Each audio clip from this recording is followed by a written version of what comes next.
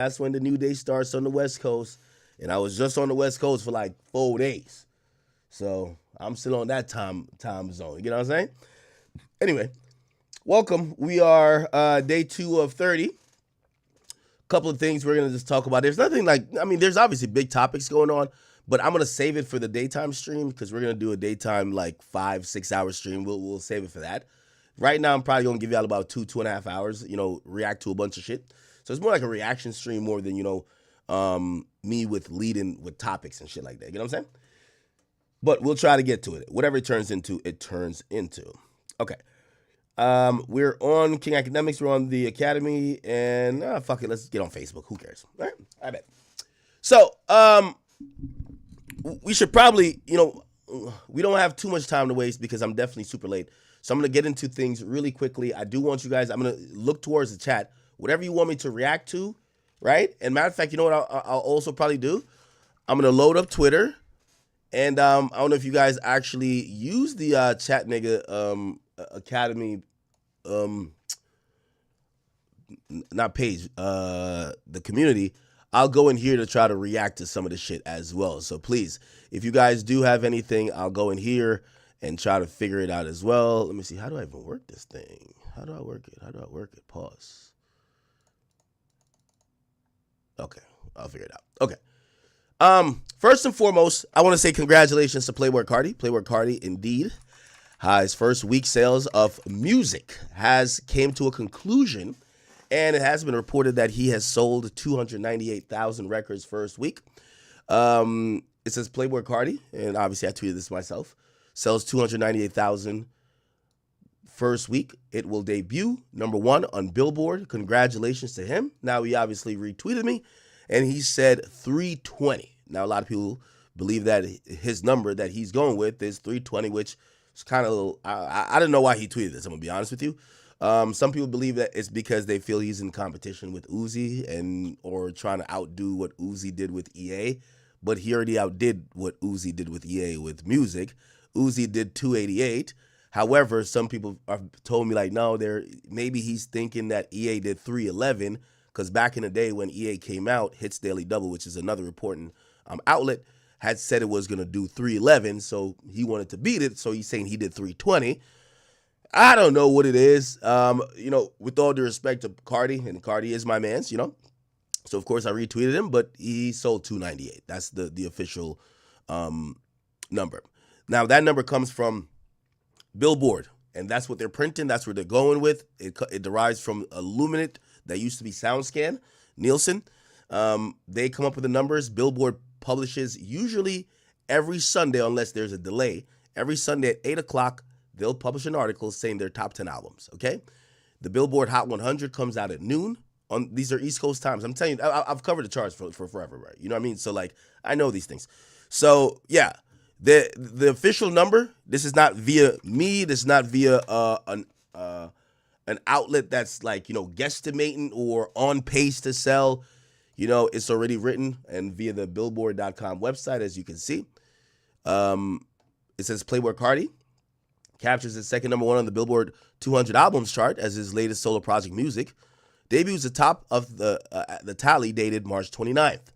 The set debuts at 298,000 equivalent album units in the weekend and in March 20th, according to Illuminate. That marks the biggest week of 2025 for a rap album. It also arrives with the biggest streaming week for a rap since 2023, which is kind of like, interesting. Sounds like did it outstream For All the Dogs? When did For All the Dogs drop?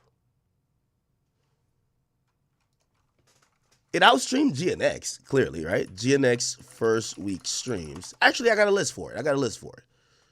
It did 363 and Carti did 384, I believe. Yeah, okay. So he outstreamed.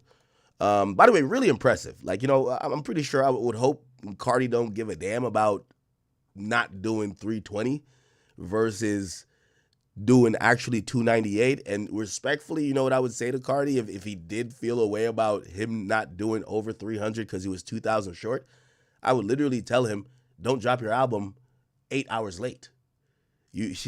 Like, your first day numbers was astronomical, Then, of course, it tails off a little bit. You dropped it 8 hours late. That's your 2,000 sales, buddy. I'm sorry to say. Like, we got to be honest, right? Like, if he drops his album with 8 more hours of tracking, I really believe that he sells 2,000 more albums. So, again, him not doing 300,000, respectfully, I think that's his fault. Second of all, we're going to get into why he didn't do Travis numbers. Because in reality, this is one of the most successful albums, really, of all time. The numbers pale in comparison to really how successful it is. Because he's doing these numbers on some Drake shit, straight off the muscle. He sold mad bundles and shirts and all that type of shit that were going to come with CDs. Apparently, none of that counted. So he supposedly missed out on like maybe 130,000 sales, 140,000 sales, or 45, 150, whatever the number is. So his total number should really be around like 450, truth be told. But Billboard changed some rules.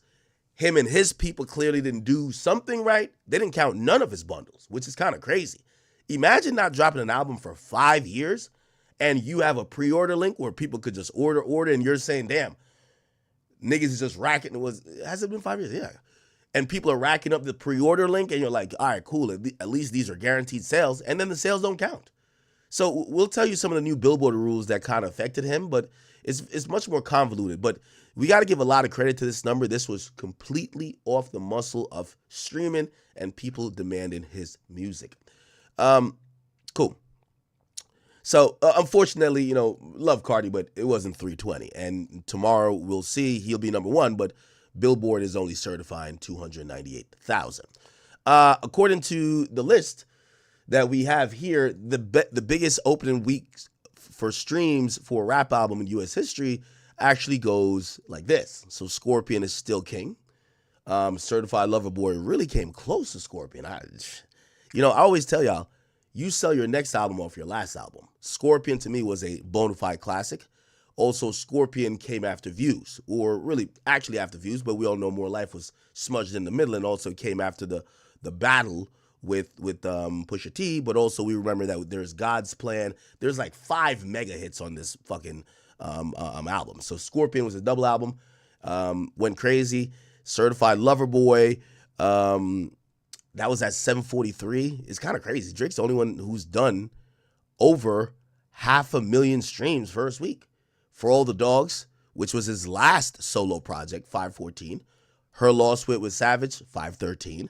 Carter 5, salute to the legend, Wheezy, Lil Tunchi, 433. Obviously that was one of those highly anticipated years in the making one.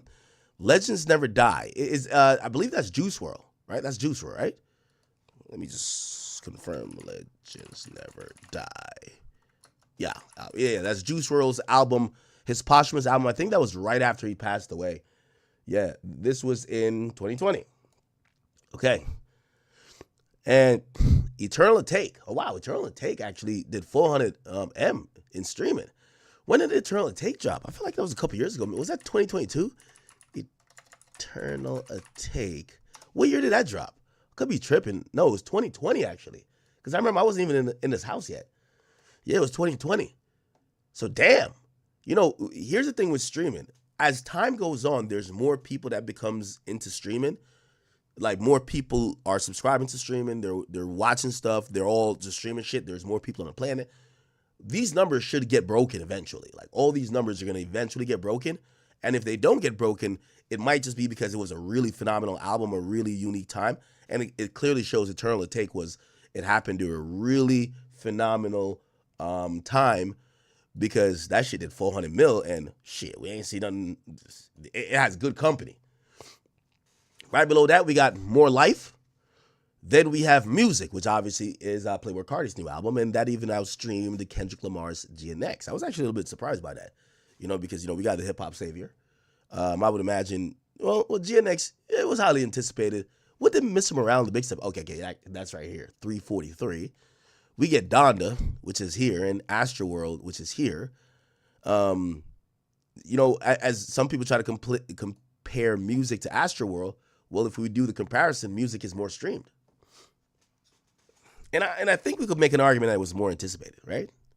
Or maybe not. Astroworld was really anticipated. Now, which one delivered? Leave it up to you. Miss Morale, the Big Steppers. Then The thing with Damn is like streaming popped off around 2015, 2016. That's the uptick in streaming. So when you're thinking about the streaming era, the streaming has existed since about like it's really 2010. It's existed, but around 2015, 2016, the streaming era starts. Drake Views is one of the albums that really cemented streaming. If you know, you know. Really, you could track it back to a little bit before, because you could even go back to even around like 2014, maybe 2013, 2014 actually with If You're Reading This Too Late. So that's when streaming really started kicking up. Okay, anyway, so Damn, I think if Damn was dropped in this era, if Kendrick dropped this, and I'm being fair here, if Kendrick dropped a Damn type project in this era, I think it would be 600 mil. Like that. Remember, Damn sold 600,000 already. It sold 603,000. Most people bought it, but it was dropped in 2017. Most successful album in 2017. The only year that I actually could say Kendrick was a bigger artist than Drake, and really it's because Drake dropped More Life and he dropped Damn. But maybe I could say another year, which maybe I guess 2024. Yeah, 2024 we could say Kendrick beat Drake, right? So we'll give him 2 out of 15 years. You know what I mean? So 2 out of 15 years, I think Kendrick has gotten Drake. Hey, if I'm 13 for 15 from the field, I think I'm all right. All right. But anyway, Damn, I think that those numbers would have been way bigger. Utopia, what people don't realize about Travis is like Travis is a pretty decent streaming artist, but his numbers would make you feel like he's one of the biggest streaming artists. He's not. We got the off season. What's my man's name? Cole. We Don't Trust You. You see Future on the list. Damn, Future and Metro. Then we see KOD, which is obviously Cole. It's Only Me. What album was that? It's Only Me. Why is that evading me right now? It's Only Me album. Oh, it's Lil Baby. Oh, and again, I keep telling you, the album before sells the album after. So My Turn, people tuned in to give this a chance because My Turn was so fire, right? Then I Never Liked You, that's a Future joint, and Dark Lane Demo Tapes, that's a Drake joint.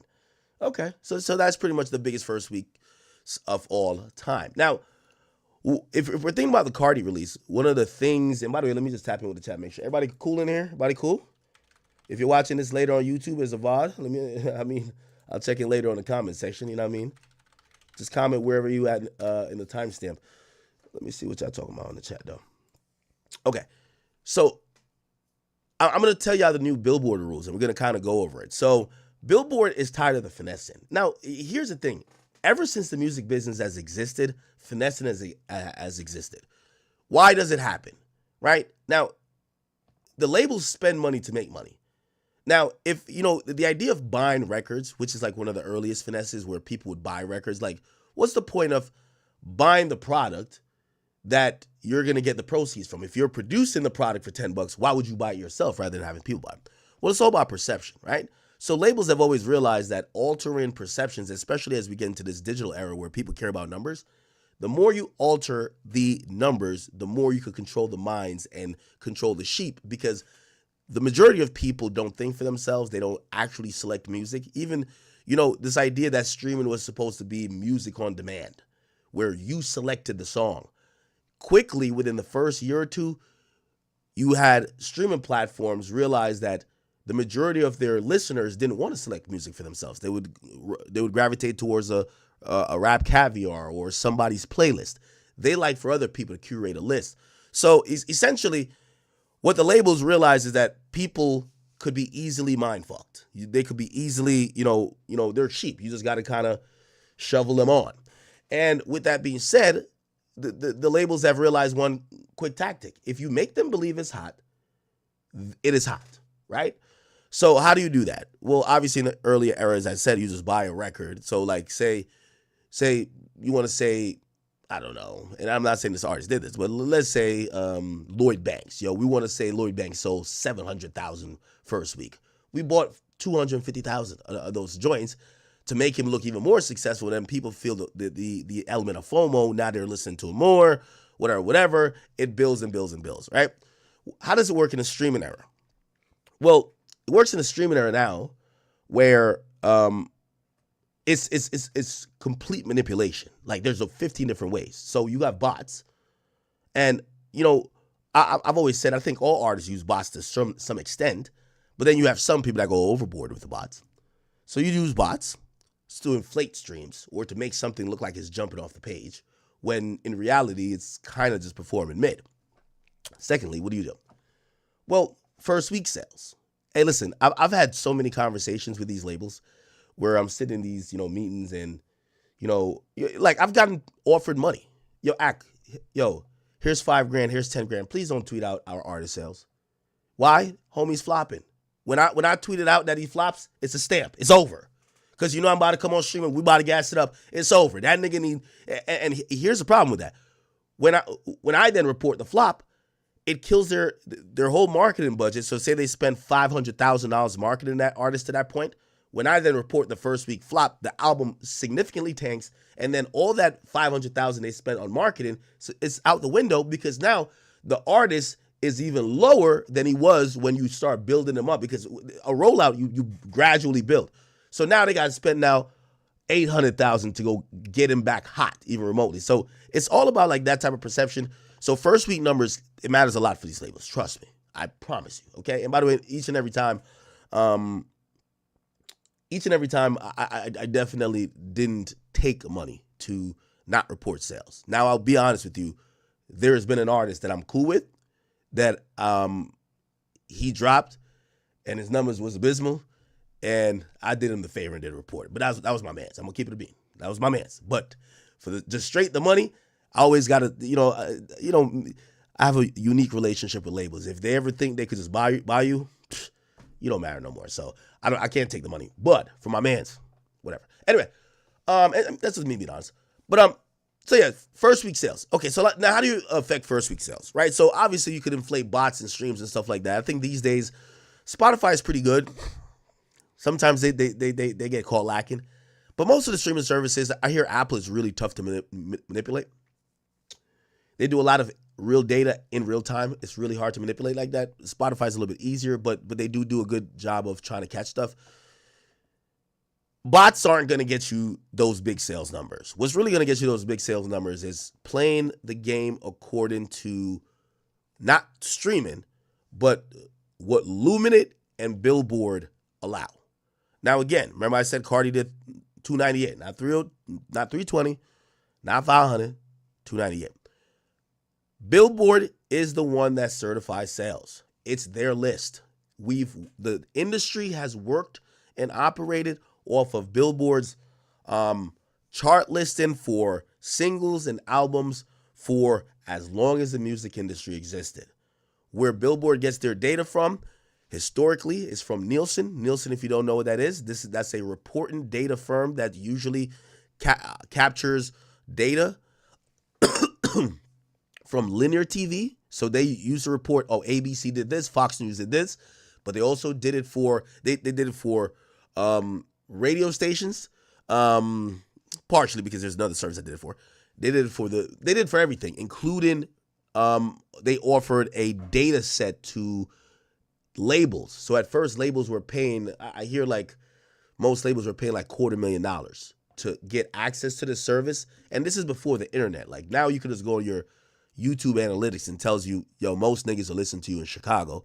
Back then when you're just shipping out stuff, how do you know if you ship out, say you got a popular artist, if you ship out 10,000 CDs to this one city, but that person only has 1,000 fans there, you may have just wasted money. This is going to sit on the shelf. You want to know the demographics. So what Nielsen used to do back in the day, did a really, really good job of, pretty much it was a census for where your music was going, where your fans are, and it would come back with these long reports where it could tell you down to, remember, these labels got to set up tours, or these artists got to set up tours, they got to set up promo runs. And back then where it wasn't as like, you can't go on your Instagram and be like, yo, if drop y'all cities in the chat if where y'all want me to go. So Nielsen would come back to these labels with, hey, listen, these are the markets that spend the most amount of money on your artists. These are the markets that that purchase your artist CDs the most. And trust me, it was valued very well.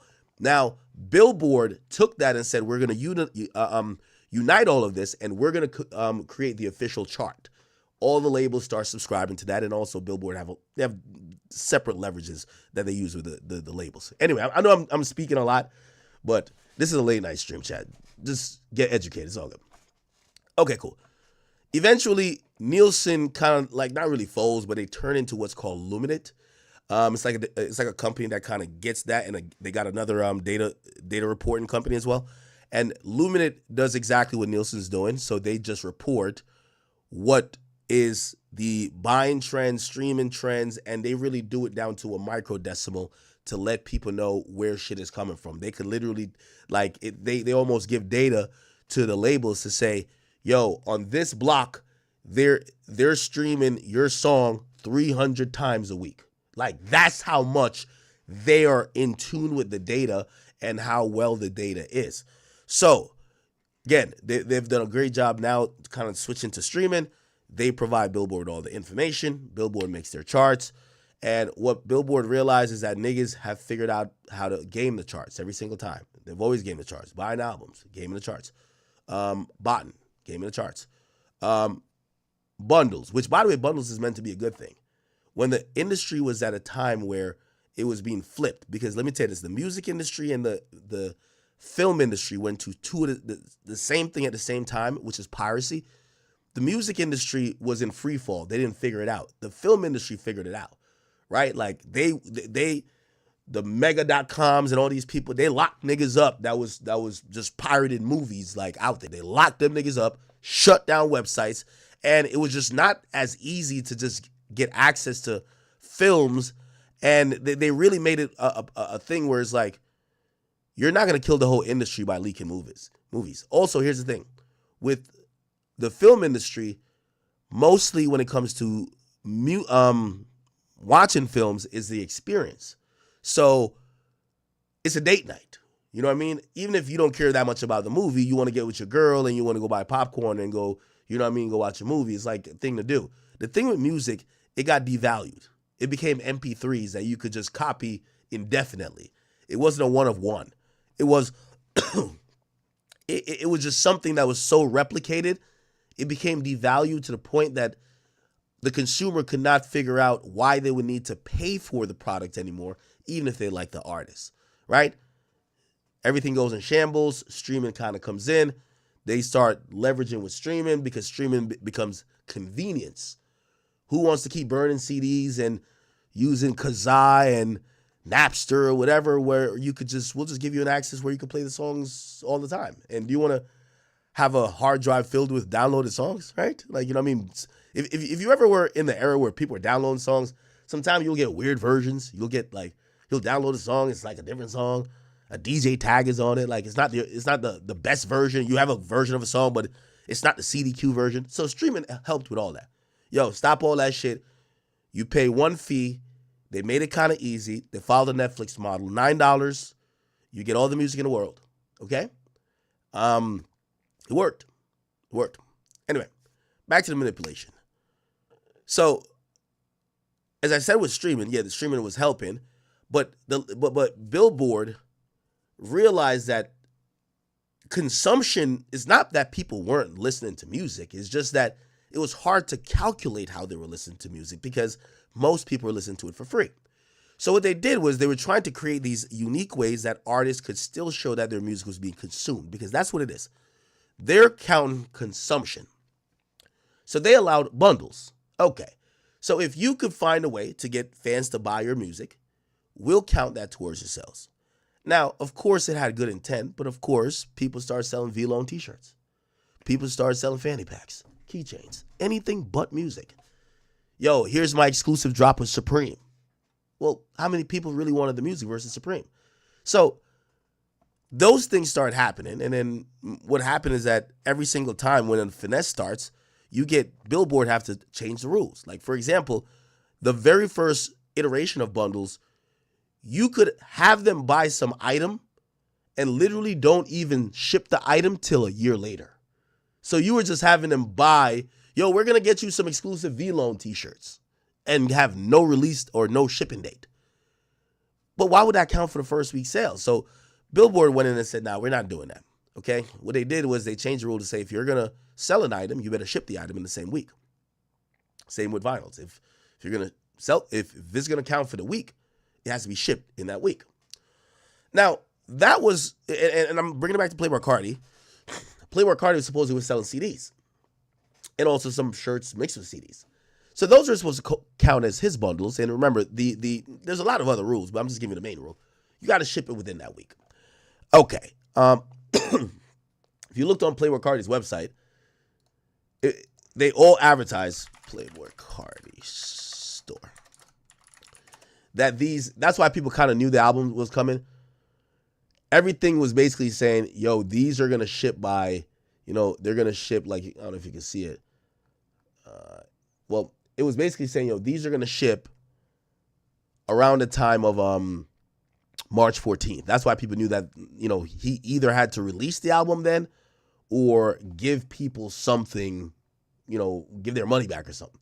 By the way, now it says ship May 9th. I don't know if people got the first iterations. I know I'm being long-winded here, chat. I'm just trying to explain all the sales shit to y'all.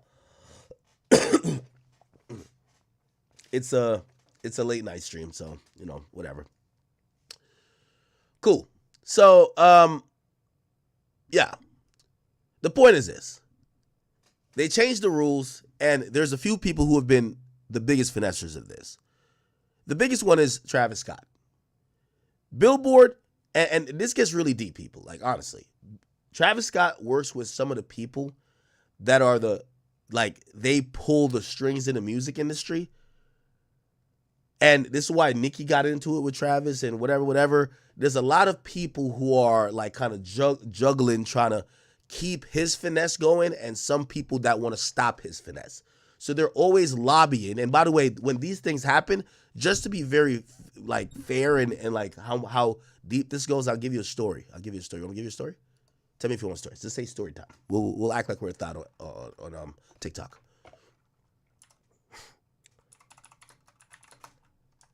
Y'all want a story? If y'all want a story, it's all good. You want a story?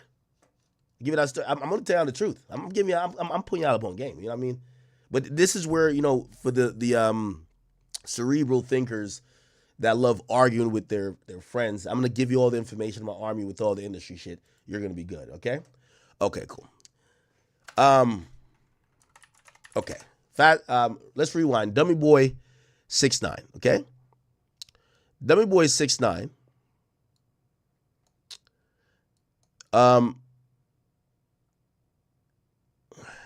Here we go. Okay.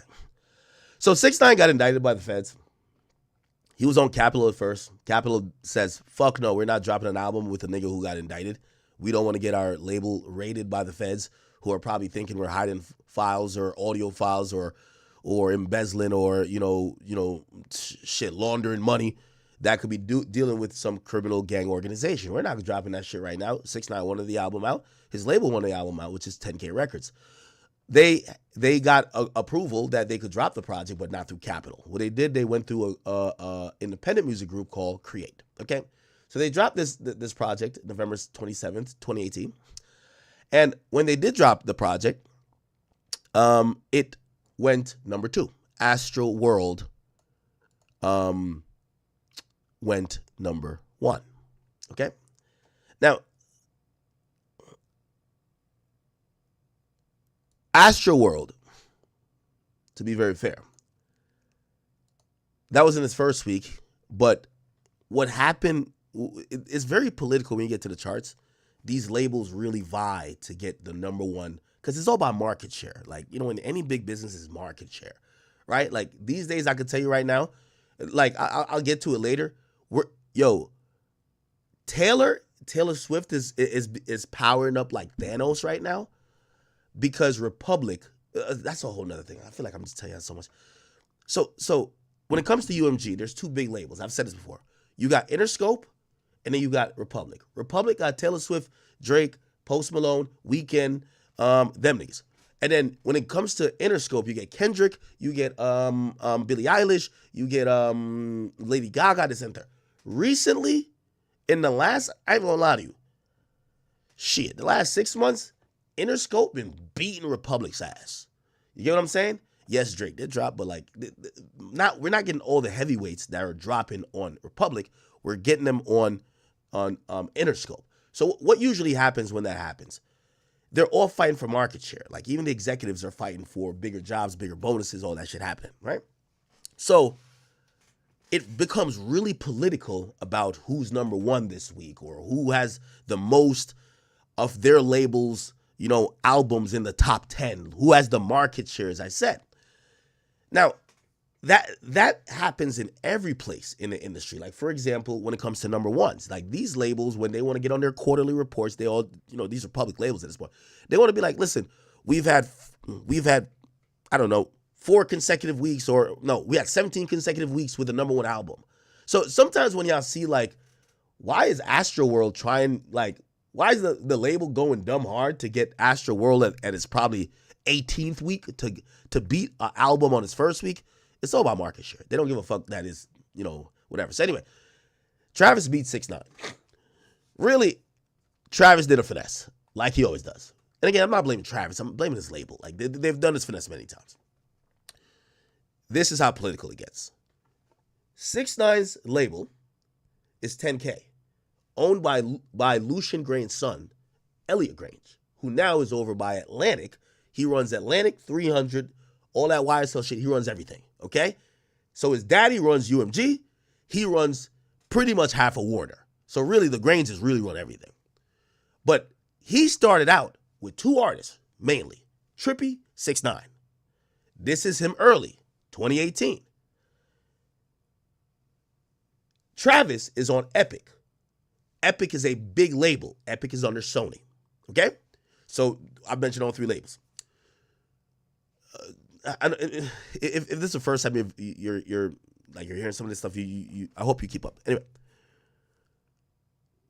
Sony does the play to finesse Travis getting the number one ahead of 6ix9ine at the last minute.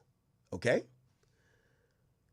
Elliot Grange, who dropped this album without Capital, he dropped it on Create, it becomes a thing.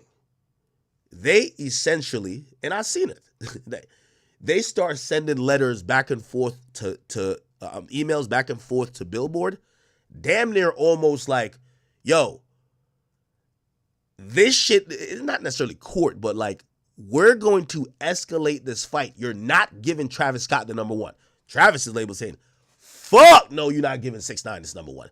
And they literally fought through Billboard to, yo, why are you counting this? Blah, blah, blah. Like, they literally did an audit. And they did give Travis a number one, but then I think later on, they rose an issue that UMG backed because, you know, that's his daddy. His daddy runs UMG. Yo, because basically if UMG says Billboard is putting out fake charts, come on, like, it's going to be a wrap. So they basically fucking pressed Billboard to figure out if Travis finessed it, and if he didn't finesse it, y'all have to reverse and give 6ix9ine. It was a whole thing, trust me. Anyway, look, let me see. Is 6ix9ine's highest chart? Whatever. Did the drama ever come out? I know there's a huge drama. I could probably Google that. Dummy Boy 6ix9ine Travis Scott. Anyway, I say that to say Travis been finessing like a motherfucker. Look, remember the first thing that came out that said 6ix9ine Dummy Boy reportedly beat Travis? Now, here's the thing. This is why it was a big deal. Supposedly 6ix9ine won. But then Sony, with the Travis finesse, does a political play with sales to say, look, 6ix9ine has a bad image. He's charged with a RICO. You got to remember, sorry, I know I'm a little lazy. Well, I'm sick, but whatever. Sorry. They basically say, so Billboard used to, I don't know if they do it anymore. Every week they put out a magazine. Most of these things used to be magazine. Complex used to be a magazine. Billboard used to be solely a magazine, right? Now you see online print and shit like that, but they used to be just a magazine. So what they used to do is they used to put the person who's number one on the magazine. They went at Billboard basically saying, do you want to put 6ix9ine, the guy who's accused of A, B, C, and D, and he's also now in federal jail, on your thing? And reportedly, that's one of the reasons, because it was being reported that 6ix9ine's Dummy Boy beat Travis Scott by 200 units. You know what Sony went and said? Nigga, go find them. Go find that 201 units for Travis Scott. So that was what was being reported. You get what I'm saying? And then here's what happened. And then Sunday, Billboard announced that Travis Scott beat 6ix9ine by 5,000. What if so before they were saying 6ix9ine was winning by 200, then all of a sudden it comes out with, oh, Travis won by 5,000. Again, politics. This is politics as usual, okay? This is just real shit, right? So I say that to say it's been a lot of back and forth. People know how Travis gets down. People know, Taylor does a lot of bundling shit too. The reality of it is, like, Taylor, I ain't even gonna cap with you. Taylor's just selling music. Like, she's not selling this other shit. She's just flat out selling music, right? Like, yo, here's the pink vinyl with the Love Me Forever version, like whatever. Like, she just sells some shit and it just goes wild. As opposed to, like, Travis is a nigga, bro. You know what I mean? Anyway, Billboard has changed its rules a few times, really because of Travis. Let's keep it a beat, right? Now that we've gotten there, let's get back to the rules that they have now changed recently. And this is what I think fucked up Carti a bit. And this is why Carti is not doing Carti numbers, Travis numbers, because Carti's supposed to do close to 500. I'm gonna be honest. Like, if he got his finesse off, he would do close to 500. Instead, he's doing it all off the muscle with streaming, which still is really impressive. So let's go through these new rules that they fucking change. This is gonna be hilarious. And by the way, apparently they changed it not before this week. They changed it 2 weeks ago, but it didn't affect nobody in the last 2 weeks. It's just kind of now coming out to, potentially affect how Carti's releases. Let's see. I had tweeted it out. Okay, where is it? Sorry, chat. Sorry, I think I'm finding it. Okay, here we go. Let me just make this a little bit smaller. Pause. All right. So Billboard made this rule change, and the rule change, it was a digital rule change. Well, not digital rule change, but it's a rule change that was effective on February 28th. So 2 weeks before we got the release of music. It said digital albums now sold by an artist must be redeemed in order to be chart eligible. Now, this is going to affect the Barbs. I'm going to be honest with you. So what the Barbs kind of do, like, their finesse is, like, they'll have, like, these credit cards, and, like, for the broke Barbs, they'll share credit card numbers. They'll, like, yo, who needs to buy Nicki's album? And what they're now putting in place is, like, they're not saying that's bad. They're just trying to make sure it doesn't get abused. So now they're saying if it's bought via a web store of the artist, it has to be redeemed. I'm not too sure what that means, but must be redeemed. I don't know how you redeem it, but it has to be redeemed for it to be chart eligible. Because what they're saying is that, and 6ix9ine exposed this before, right? 6ix9ine exposed, like, the credit card thing where everybody, like, if you guys don't know, labels have credit cards where they literally give to fan groups and fan pages, and they basically say, just give people gift cards to buy the album that we could get the sales. Because what Billboard does track is that they put in some limits, like you could only buy 4 albums per person, or you could only, like, so one person can buy 10,000 copies. You get what I'm saying? It has to be different people, because remember, with sales, you're thinking about consumption. 6ix9ine credit card sales. Like, here we go. So listen, I want the world to know that Billboard is a lie. You can buy number ones on Billboard. I want that to register in your head. You can buy number ones on Billboard. Now let me tell you what happened. We was having an ongoing investigation just now. Silvio from Billboard, right? There's like probably 5 or 6 of them that come up with the charts with Nielsen and everything. Last Thursday, Ariana Was Stuck With You submitted 60,000 units last second. With the investigation. That was the finesse people did too, right? Like, again, so before they changed the rules to say, even during the week, you have to constantly report how much you're getting sales in your online stores. What artists used to do, because they're competing with other labels, is like, yo, let's rack up all the sales on our site. And at the very last minute, because what happens is when other labels are seen, when they see like on pace to sell, they go make sure they get their finesse to get their artists even higher. So what artists would do is wait till the last second to submit a bunch of sales to win. You get what I'm saying? And Billboard cut that out too. They said, no, you need to report every fucking day. We found this. They purchased half of those things with 6 credit cards. When we asked where was... This was one of the reasons they changed the rules. Wait, you can't use, it can't be 6 people that bought all these, 10,000 copies. Those 6 credit cards linked to, Billboard said we can't disclose that information. Understand this. They bought 30,000 and so units with 6 credit cards. 6 credit cards. Now, again, you're going to enjoy your number one. Explain how you buy 30,000 with 6 credit cards, right? Now, let me explain to you something. They don't want, Billboard doesn't want no one to know this. Now I understand why Jay-Z and Nicki Minaj say Billboard, like we used to look up to number one, to Billboard, but now it's like we know you can, it's all manipulated, right? It's all fabricated. You can buy number ones. This is what these artists do, right? And it's not fair. I want you to see this. Gooba streamed 50 million streams. And this is what they're counting only, 50 million. Now, one thing you got to say about 6ix9ine, he was always very transparent. Bro, the music business is exactly what you need to understand. It's always been 95% business, 5% music. Most of the things that you see happening are decided in board meetings, and they're done by executives. The artists are pawns. And when you see an artist that is this transparent, with the little that he knows, because this might just come from his label. They probably just sent him a sheet that kind of shows his numbers, probably versus the numbers of the person who's winning.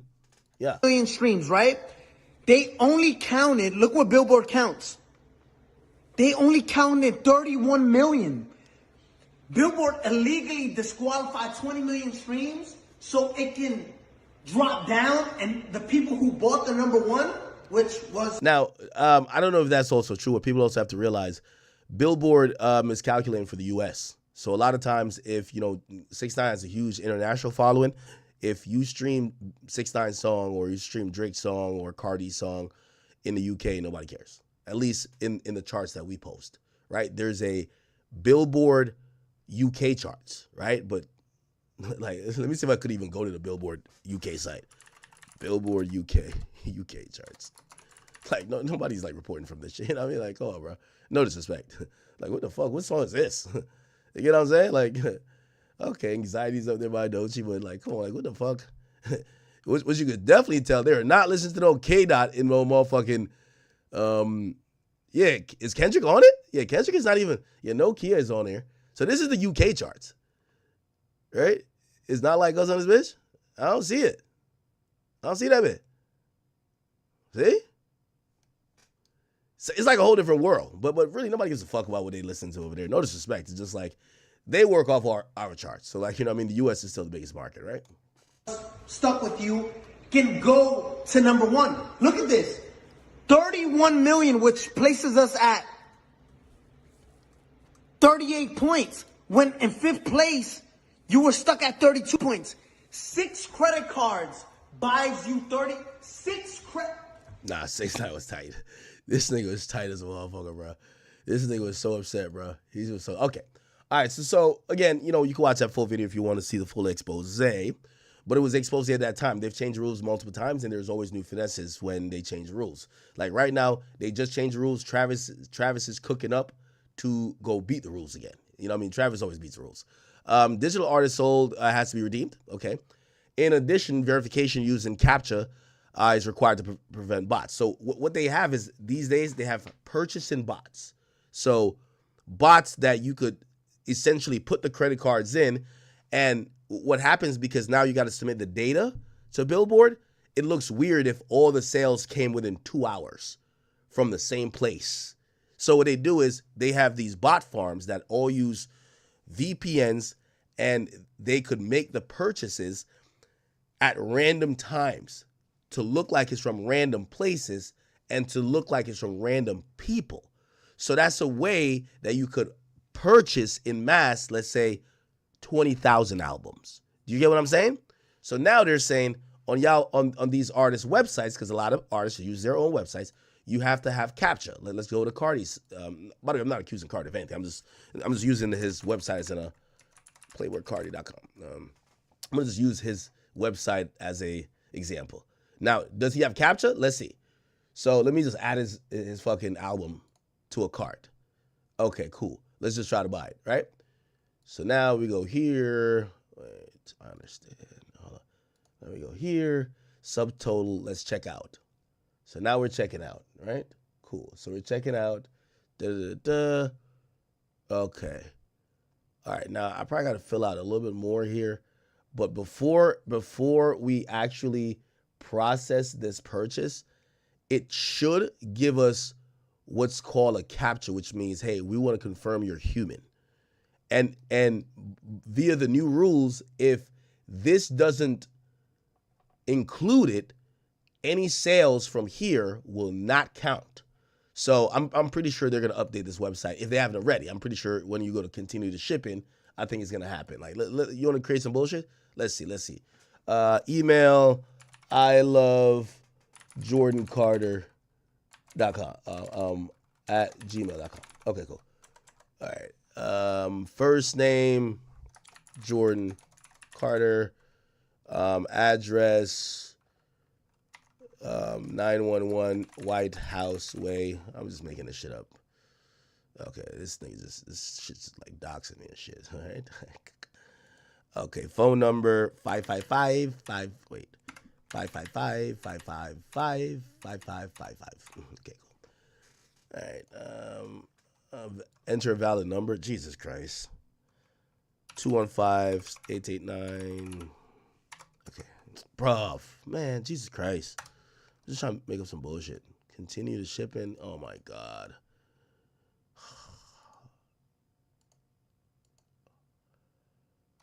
Bruh. Okay. Nelson. Yeah. Okay, good. Cool. We can do that. All right, bet. Proceed. All right. Ship as they become available. All right, cool.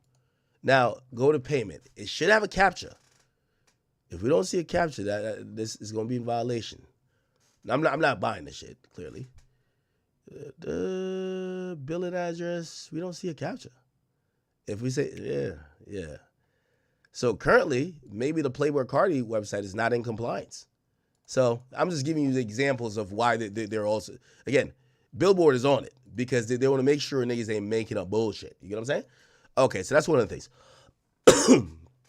Any direct-to-consumer, so D2C is direct-to-consumer store with 3 submissions of illegitimate data, which means if they found out that you did a finesse via your web store, if there's 3 submissions of illegitimate data within a 12-month period, they may receive a 90-day report and suspension, which means nothing could be reported from their website and counted as sales.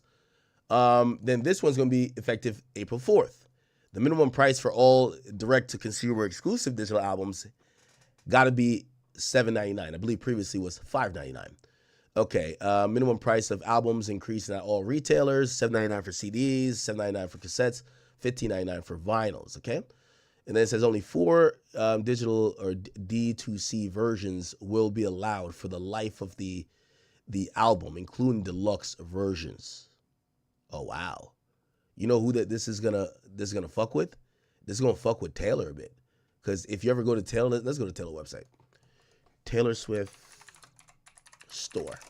So if you go to Taylor Swift store, like Taylor Swift, now let's just go to music. you'll see a lot of different versions, right? The manuscript. Well, actually, she might be able to get around it because, not really. Blue Edition, Blood Moon Edition, Mahogany Edition, Jade Green Edition. God damn. Moonstone Blue Edition, the 3 a.m. edition. God damn. You see?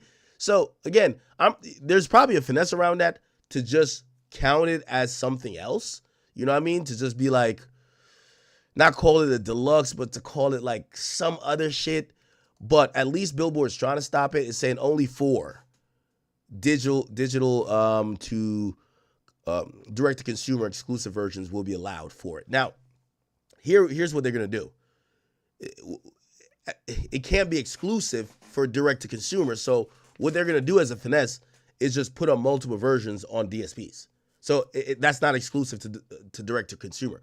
Direct-to-consumer is through your website. So they're saying, we'll count it, but you got to put it on DSPs, bro. Like, if y'all just having these albums only being sold and you're having 55 different versions, like, what the fuck? Anyway, so they're saying only 4 will be allowed.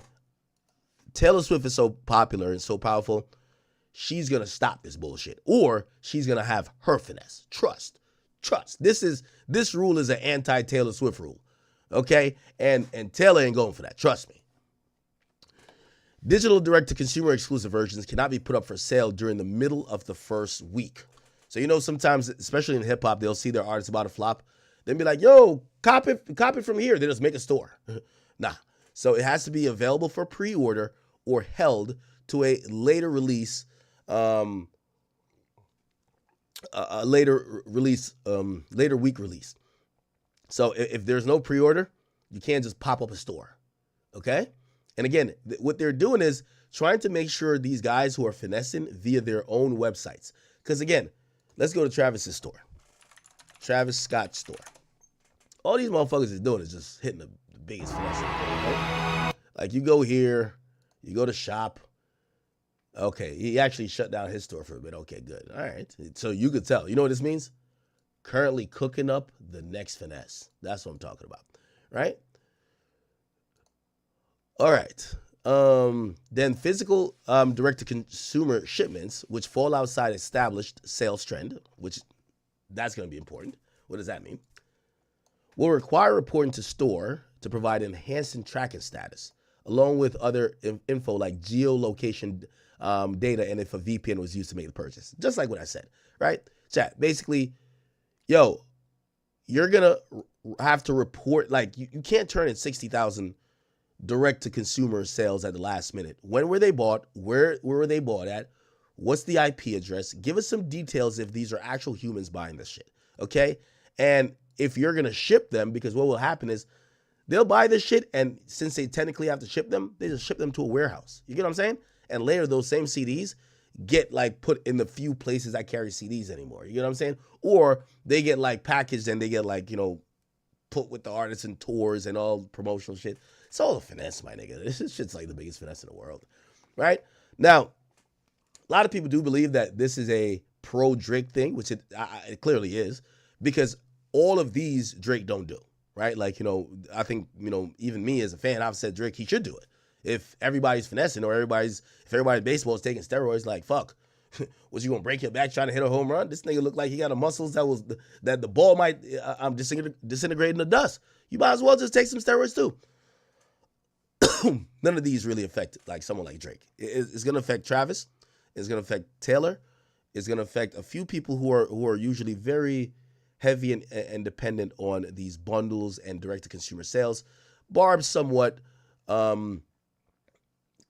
but I won't say fully because, you know, it's not like they're using bots to buy it. The Barbs are just really like delusional stan addicts, so they're really gonna buy it themselves.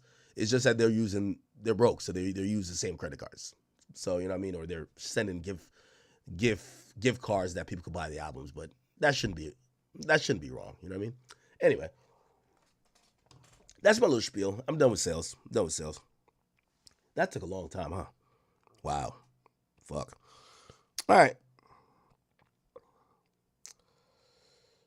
Cool. Let's see what else going on. Chat.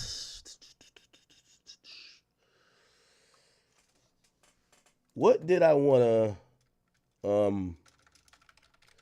wanted to like react to a few things. Let me just look. Probably had a list. By the way, if you guys are up with me, man, you guys are the champs.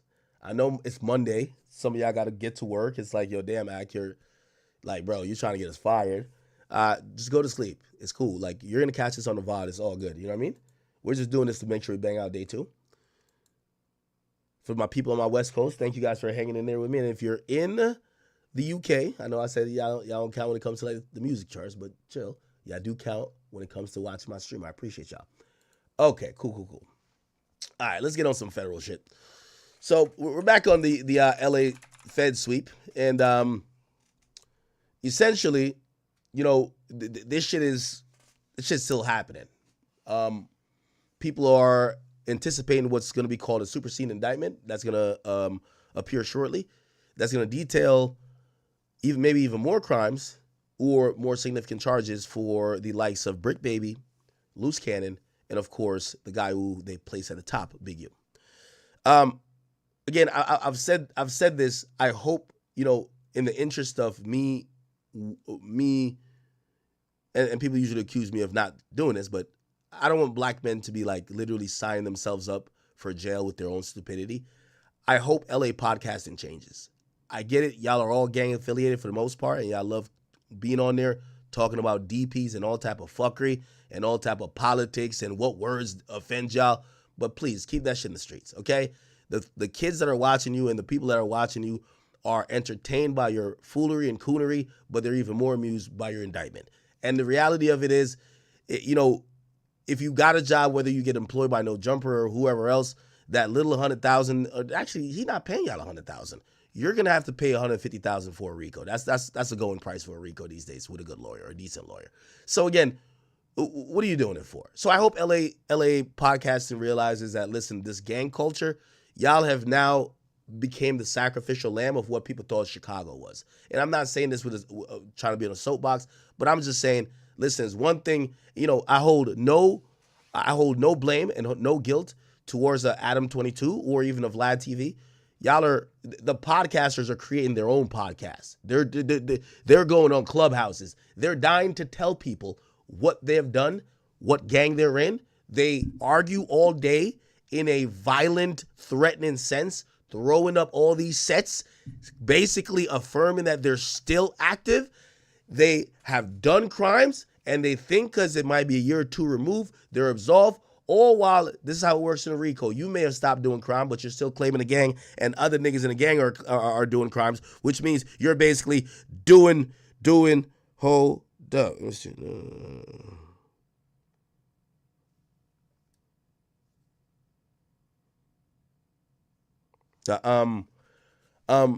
Which means you're basically like setting yourself up. So please, you know, with all due respect, LA showed me so much love. I love you guys in LA. But the gang podcasting has got to stop. Like, you know what I mean? Again, for a long time I was watching LA gang podcasts happen, and I'm like, I thought it was completely fake. I thought everybody was lying, because to me it didn't make sense that only in LA podcasting there is all these arguments all the time. LA ain't that damn big. And there's not one fade caught yet. We don't know one fade that's ever been caught, ever. And there's a few fades that were caught, but supposedly they were fictional. It's impossible. Chicago don't move like that, niggas get shot. Jacksonville don't move like that, niggas die. Memphis, them niggas, they keep it in the music and in the streets. Even Atlanta, you ain't gonna see it, niggas just get knocked off. LA is the only place when they got a beef, they tie their red rag, their blue rag real tight around their neck, and they pick up a podcast mic to tell their crimes. It's crazy, and I want y'all to stop. This indictment should be a wake-up call. Please stop self-snitching. Now, if you don't stop self-snitching, I'm going to still sit here and be thoroughly entertained, and I'll wait for the next indictment. Anyway. Did y'all see this shit, yeah? This is crazy. Now, let me tell you how much podcasting became so much of this, you know, beef ecosystem in this podcast, in the West Coast podcasting games, right? Check this out, chat. For example, and again, I'm not putting out nothing that's not already out there. I don't want nobody to call me the feds.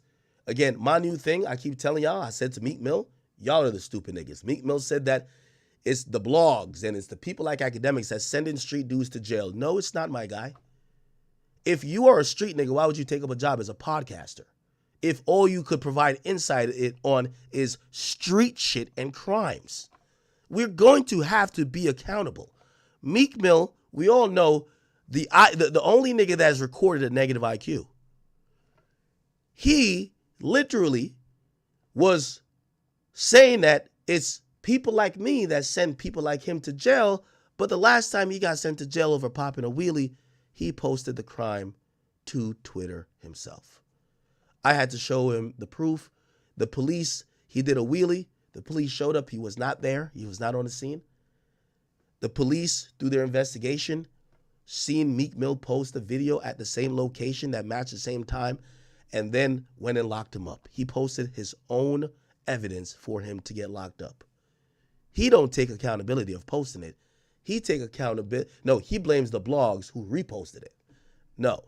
Again, I've one of my old models from when I used to do, the War in Chirac, but really I had a Crimes Fail channel. I always said, if not for the crime, some niggas need to be locked up for their stupidity. If not for the crime, take him for the stupidity. So this is really my call. This is me begging and pleading. I think I like Loose Cannon. I like Brick Baby. I don't know Big U. But I watch with LA podcasters. All y'all do is put shit on your dead homies, on your gang. Y'all tell about who ran down on who upped it on who. Then y'all basically think y'all speaking in hieroglyphics, but you basically co-sign who got shot or who killed who. And all I'm saying is, please stop picking up. If you're going to pick up a podcast mic, just pick up a pen and a pad and just go down there to interrogation room. Enough is enough. All right.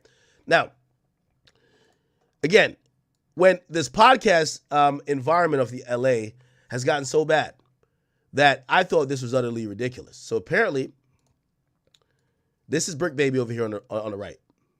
This is Loose Cannon on the left. They were beefing, threatening each other, claiming when they saw each other, they were going to do A, B, C, and D to each other. Eventually, of course, the beef didn't culminate with a squabble up, as Kendrick would like to say. It wasn't I need to get that head up or fade. None of that. It culminated with a podcast episode on No Jumper. Okay? That's it. That's another reason I thought all this shit was fake. I'm like, everybody's playing a role, right? Because there's no way y'all are claiming when y'all see each other, y'all going to do A, B, C, and D. You're going to do whatever. And all this is being ended with podcasting. Well, this is why the feds love it. Because here's the thing. Brick Baby, who's a felon. Number one, the beef he had with this Loose Cannon guy is real. Rather than not exploit it via online, rather than staying away from or talking to your employer, Adam 22, to say, hey, listen, it's a real situation. I don't want to exploit it. People could die. People could also go to jail. I work for you and you're my friend. Could you please, let's keep this off of here. Let's keep the streets in the streets. This shit culminated with a podcast episode. They're sitting across from each other. And to the point where the tensions are so high that Brick Baby, who now we know is a felon, was actually carrying a firearm on his waist while he's doing a podcast. Now, this video now came out, or people point out the fact that he's carrying a firearm, where they're saying, check this out. This was 16 hours before he was picked up by the feds. So LA podcasting has gotten to the point where it's like, let's meet with our op in a podcast room and have weapons that we shouldn't have while the camera's filming, while we're making subliminal threats and having passive-aggressive energy, okay? All while the feds are kicking their feet up and they're laughing, saying, ain't no fucking way. Keep in mind, Lil Boosie got charged for being on live with what looked like a gun in his waist. These guys are popping up to podcasts with the weapon. Just check this out. Think about trying to do nothing to me after this podcast because I got a gun. Whose voice is this? Gun on me. That's what I heard. And so in this next clip, we're going to actually see the gun. We're going to see Slam. He's going to show it. He's going to lean back, purposefully showing the butt of the Slam to Loose Cannon. Oh, the M95 for show. All right, M30, either one. Boo! What about both? By the way, I like both guys as well. Like, I don't want to act like I'm speaking down on them. I really like both guys. Loose Cannon, I really think he's hilarious. But you know, again, I don't want to act like I'm speaking down the LA region. I think there's so many talent. Like, for example, AD. I think AD is a talented person at communicating and giving his opinion. It doesn't always have to be about street shit. I think he could talk about other things, whether it's social issues or whether it's just music. You get what I'm saying? Like, street guys, I'm not telling you not to get in podcasting, but just don't go to podcasting to talk about street shit. That's the only thing I'm saying. Again, I think Whack 100 is probably one of the only people who I could say is really a shrewd, above the shoulders thinker that is navigating this shit very well. We've never heard Whack really just say some incriminating shit about himself. And, you know, I'm pretty sure he's also like very cautious and aware, because if these guys got picked up, I would imagine that they're looking into Whack as well, right? Like, let's be honest, right? Oh, shout out again to our boys over at Fried, because they definitely dictated the stream. The Gummies did their thingy thing. That's a fact. Yeah. We had some. Okay. And if you got to do a podcast with a nigga you claim you don't like, that you have to have your gun in your waist, please, brother, don't do it. Just don't do it. Just don't do it. And this is not an LA thing. This is nothing. It's everywhere. If, you know, if your issues, like your street issues, shouldn't be solved in a podcast. It should be solved in private. And if y'all want to go fight and do whatever, go do it, but don't do it with like the best cameras in the world. And again, I'm going to be very honest. Truthfully, I'm going to be very honest. Again, I haven't asked Adam, but I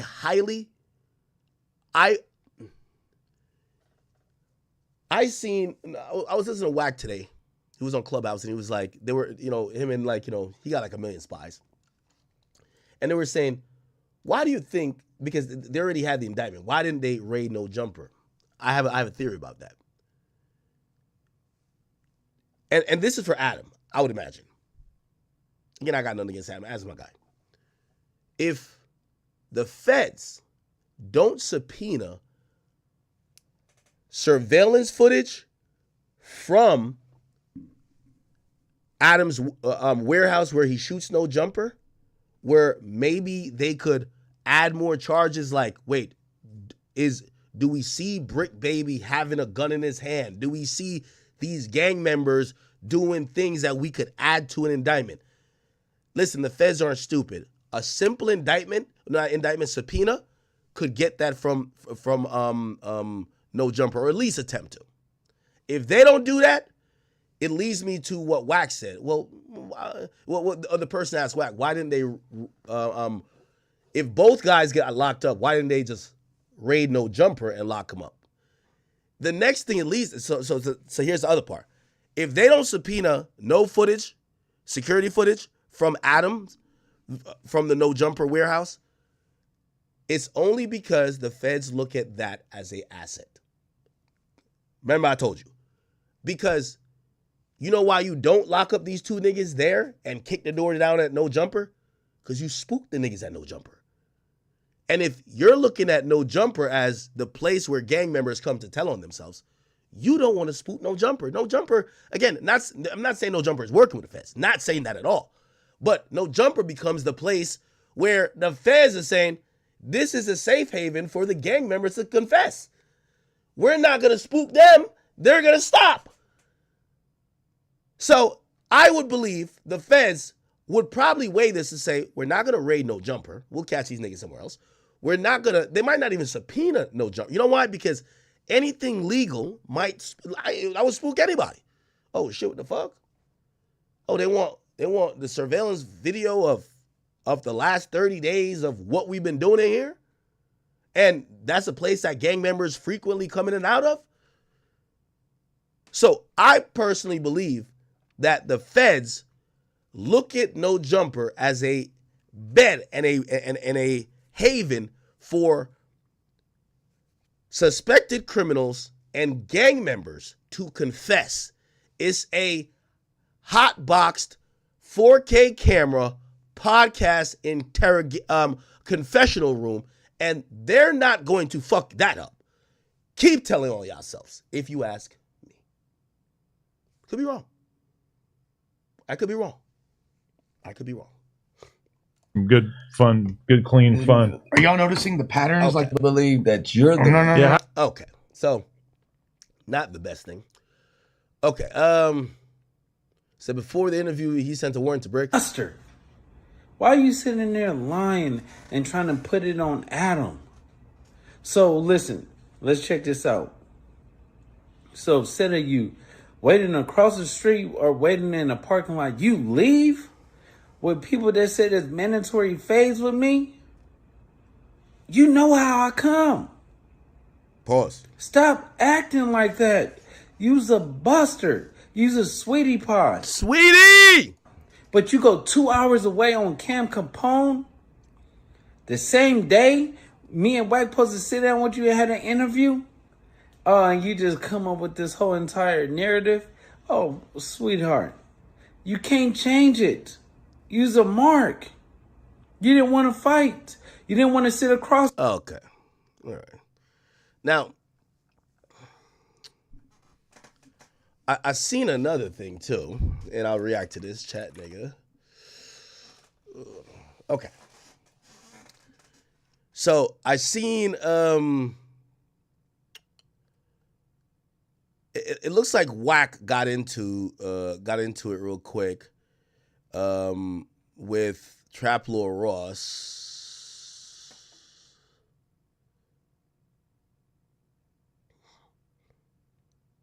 Let me see. Yeah, I don't know why they got into it like this. Here we go. We're warning him. I'm gonna be. So, if you guys haven't watched this interview, we did a 4-hour interview. Me, Adam, Wack, Vlad, Remo, Trap Lord Ross. By the way, really good episode. I really like it. You know, for me, I was very happy. You see, I like to repay favors and this and shit like that. Y'all should know, I'm a loyal motherfucker. Adam did my show. He came to New York, New Jersey, and probably did, you know, my shit like probably like 2 to 3 times. I haven't done this shit like since like literally like I feel like 2019. You know what I mean? And for me, I was glad that I got the opportunity to do it again. And I think we did an amazing episode. I hope that episode does 5 million views. So, you know, I'm happy for Adam in terms of that because, you know, he's done his part in helping me and done interviews on my platform. So I was happy for it. So it was a really good episode. Anyway, one of the part of the episode that I do want to touch into is Wack gets heated with Trap Lord Ross. So No Jumper after he calls out Wack for fabricating the feds finding on the Big U DNA drama. Let me let this back and forth play out, but I'm also kind of give some back and forth. I'm gonna give some you know insight as well. Here we go. 600 hates him, so he's having his fun. But we're warning him. I'm gonna be real. If somebody took my DNA a year or so ago, after a year, 18 months, I'm thinking ain't nothing of it. I'm not even thinking that my skin's under about a dude's nails. And I hear the family say they found his DNA under the nails. I hear that. That's going to be alarming to me. That did turn out to not be completely true, though, right? No, it was completely From true. the complaint, it said that the DNA that was found, it couldn't confirm that it was Big U, but it couldn't rule it out too, whereas they could rule out the other individual, right? No. I don't know where you saw that at. I really saw it. It said that. It wasn't completely confirmed that it's Big U's DNA. That's what I'm seeing, and there's still no... There's no... Listen. They said it was inconclusive or something like that, right? So, do you want me to read it out? Go ahead. Read out. Okay, so... Wait, the DNA profile... So, DNA was connected from RW's ankle/sock area, consistent with the direction that RW was dragged into the desert off the highway. Oh. The DNA profile obtained was not complete, likely due to the aforementioned inclinement on whether the... due to the inclement weather on the night of the murder. So the weather and the way that the body was left overnight, I guess in the cold, in the wind or whatever, meant that the DNA profile wasn't able to be completed. So it says analysis of Henley's DNA profile, Big U, was inconclusive such that he could not be excluded as the contributor of the DNA, but it couldn't be confirmed. And Robinson, on the other hand, was excluded as a potential contributor of the DNA. So it wasn't confirmed, but it couldn't be excluded. Do you know who Robinson is? Robinson. That's the driver. That's the driver who told them they drove to L.A., picked the kid up, where they took him, and how he was killed. So when you got something that says you're not excluded, it could have been you, maybe not. But then you got the dude with you who gave DNA once they brought him in. Big U didn't know it. And they show, you didn't touch the body. That means he's identified Big U as a killer. That's who really told on him. But all I'm saying is that, from what I understand, the DNA thing, to make the statement Big U's DNA was found under his fingernail. That's been running in the media a lot. That's not been conclusively proven as true. These mics are kind of sensitive. Now, let me kind of add to it. And this is where, let me tell you this. Wack isn't a really let me tell you, Wack is a smart guy, bro. I am telling y'all.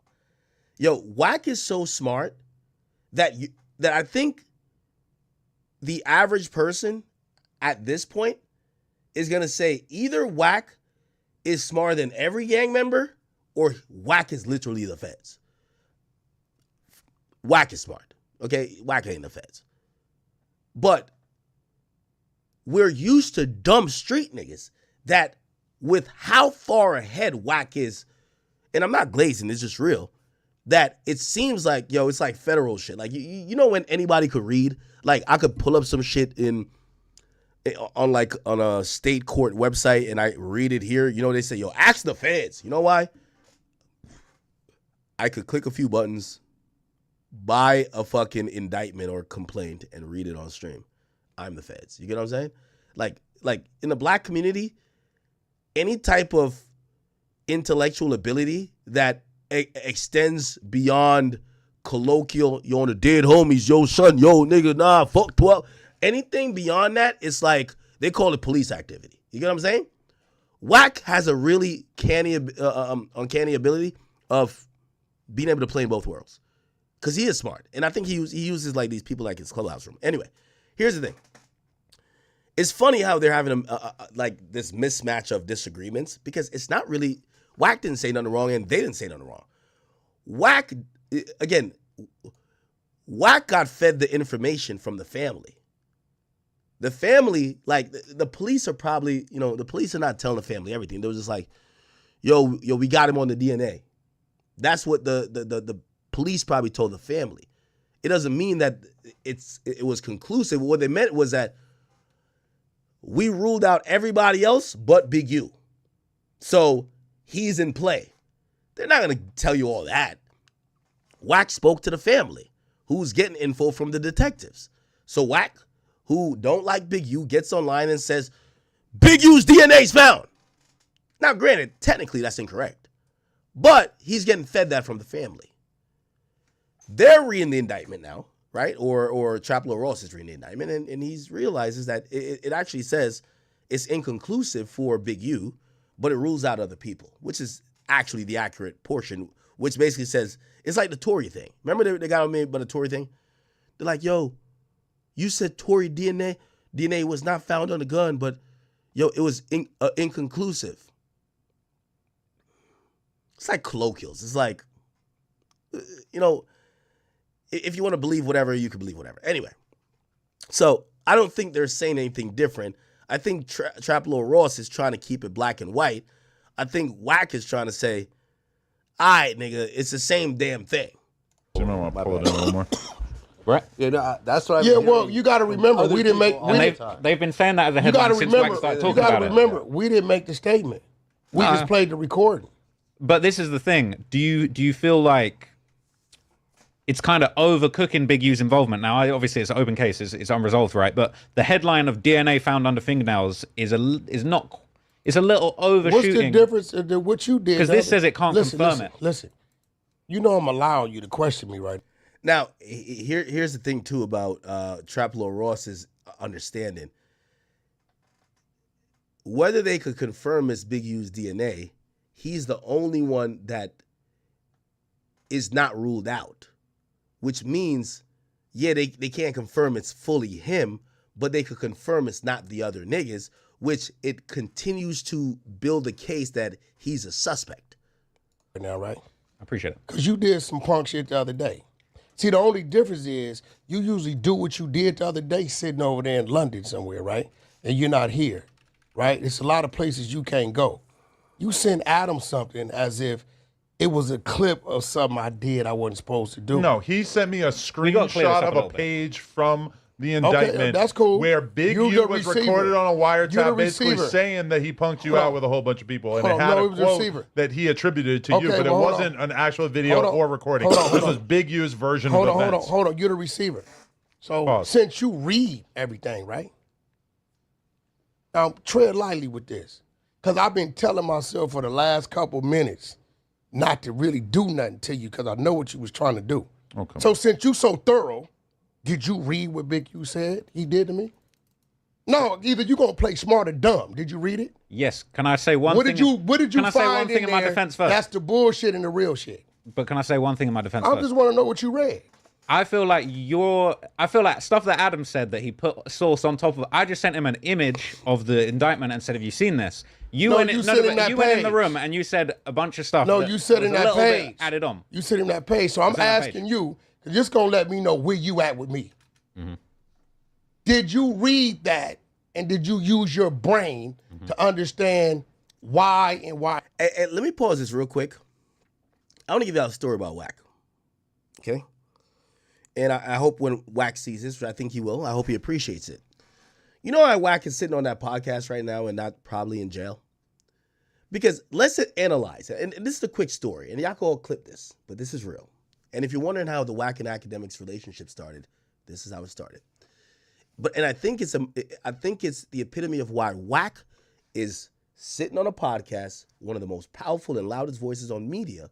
All his ops, they go to jail or they just go away or he fucking gets them into irrelevancy and he's always thriving.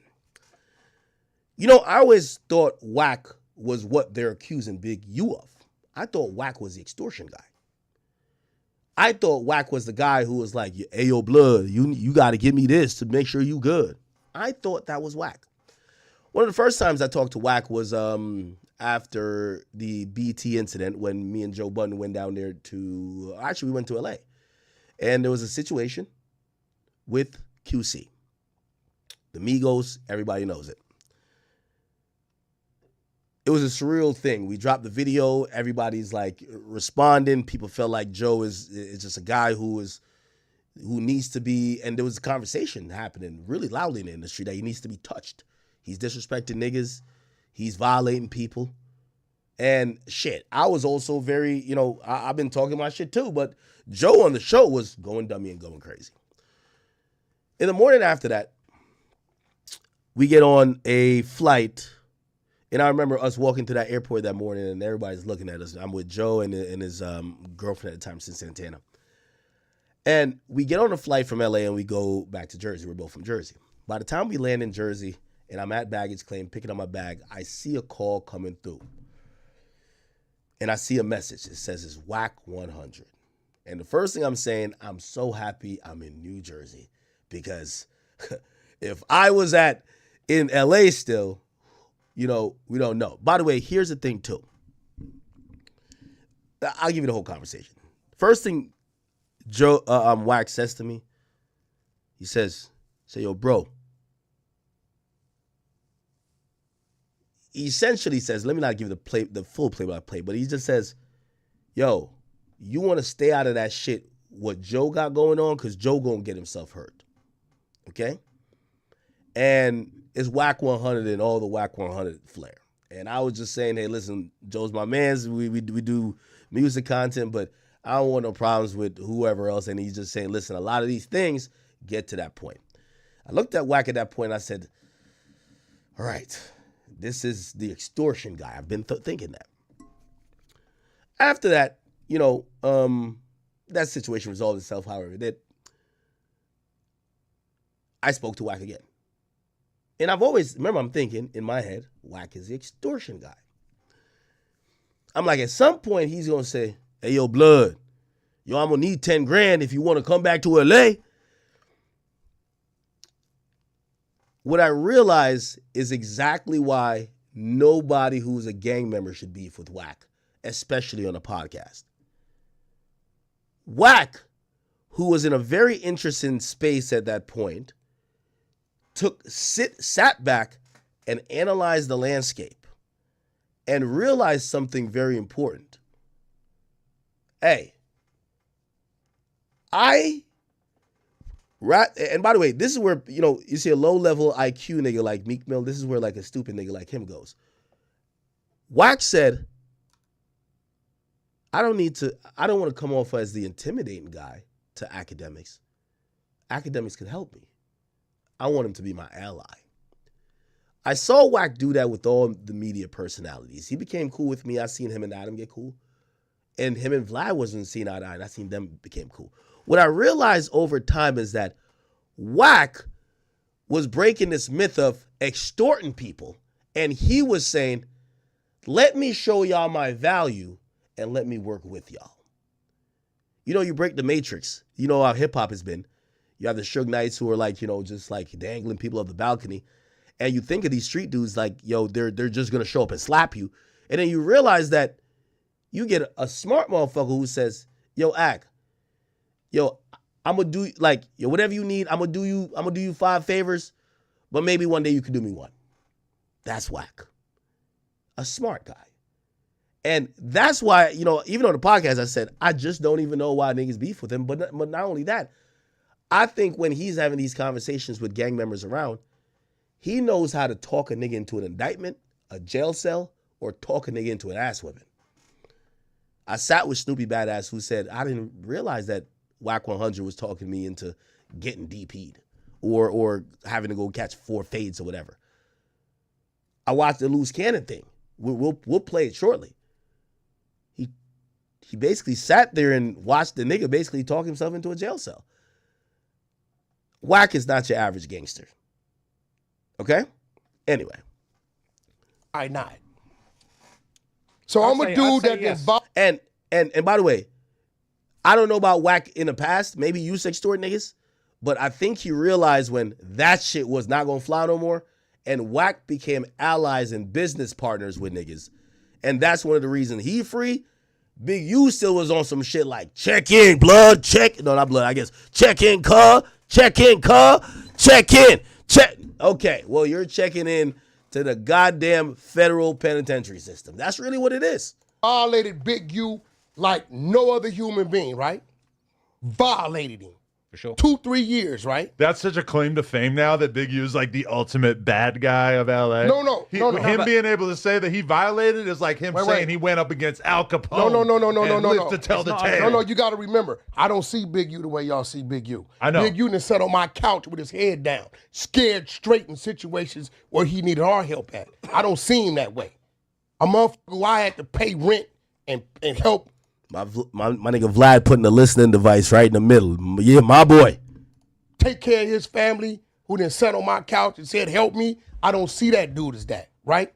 But if you read that, right, it says we was 15, 20 deep, right?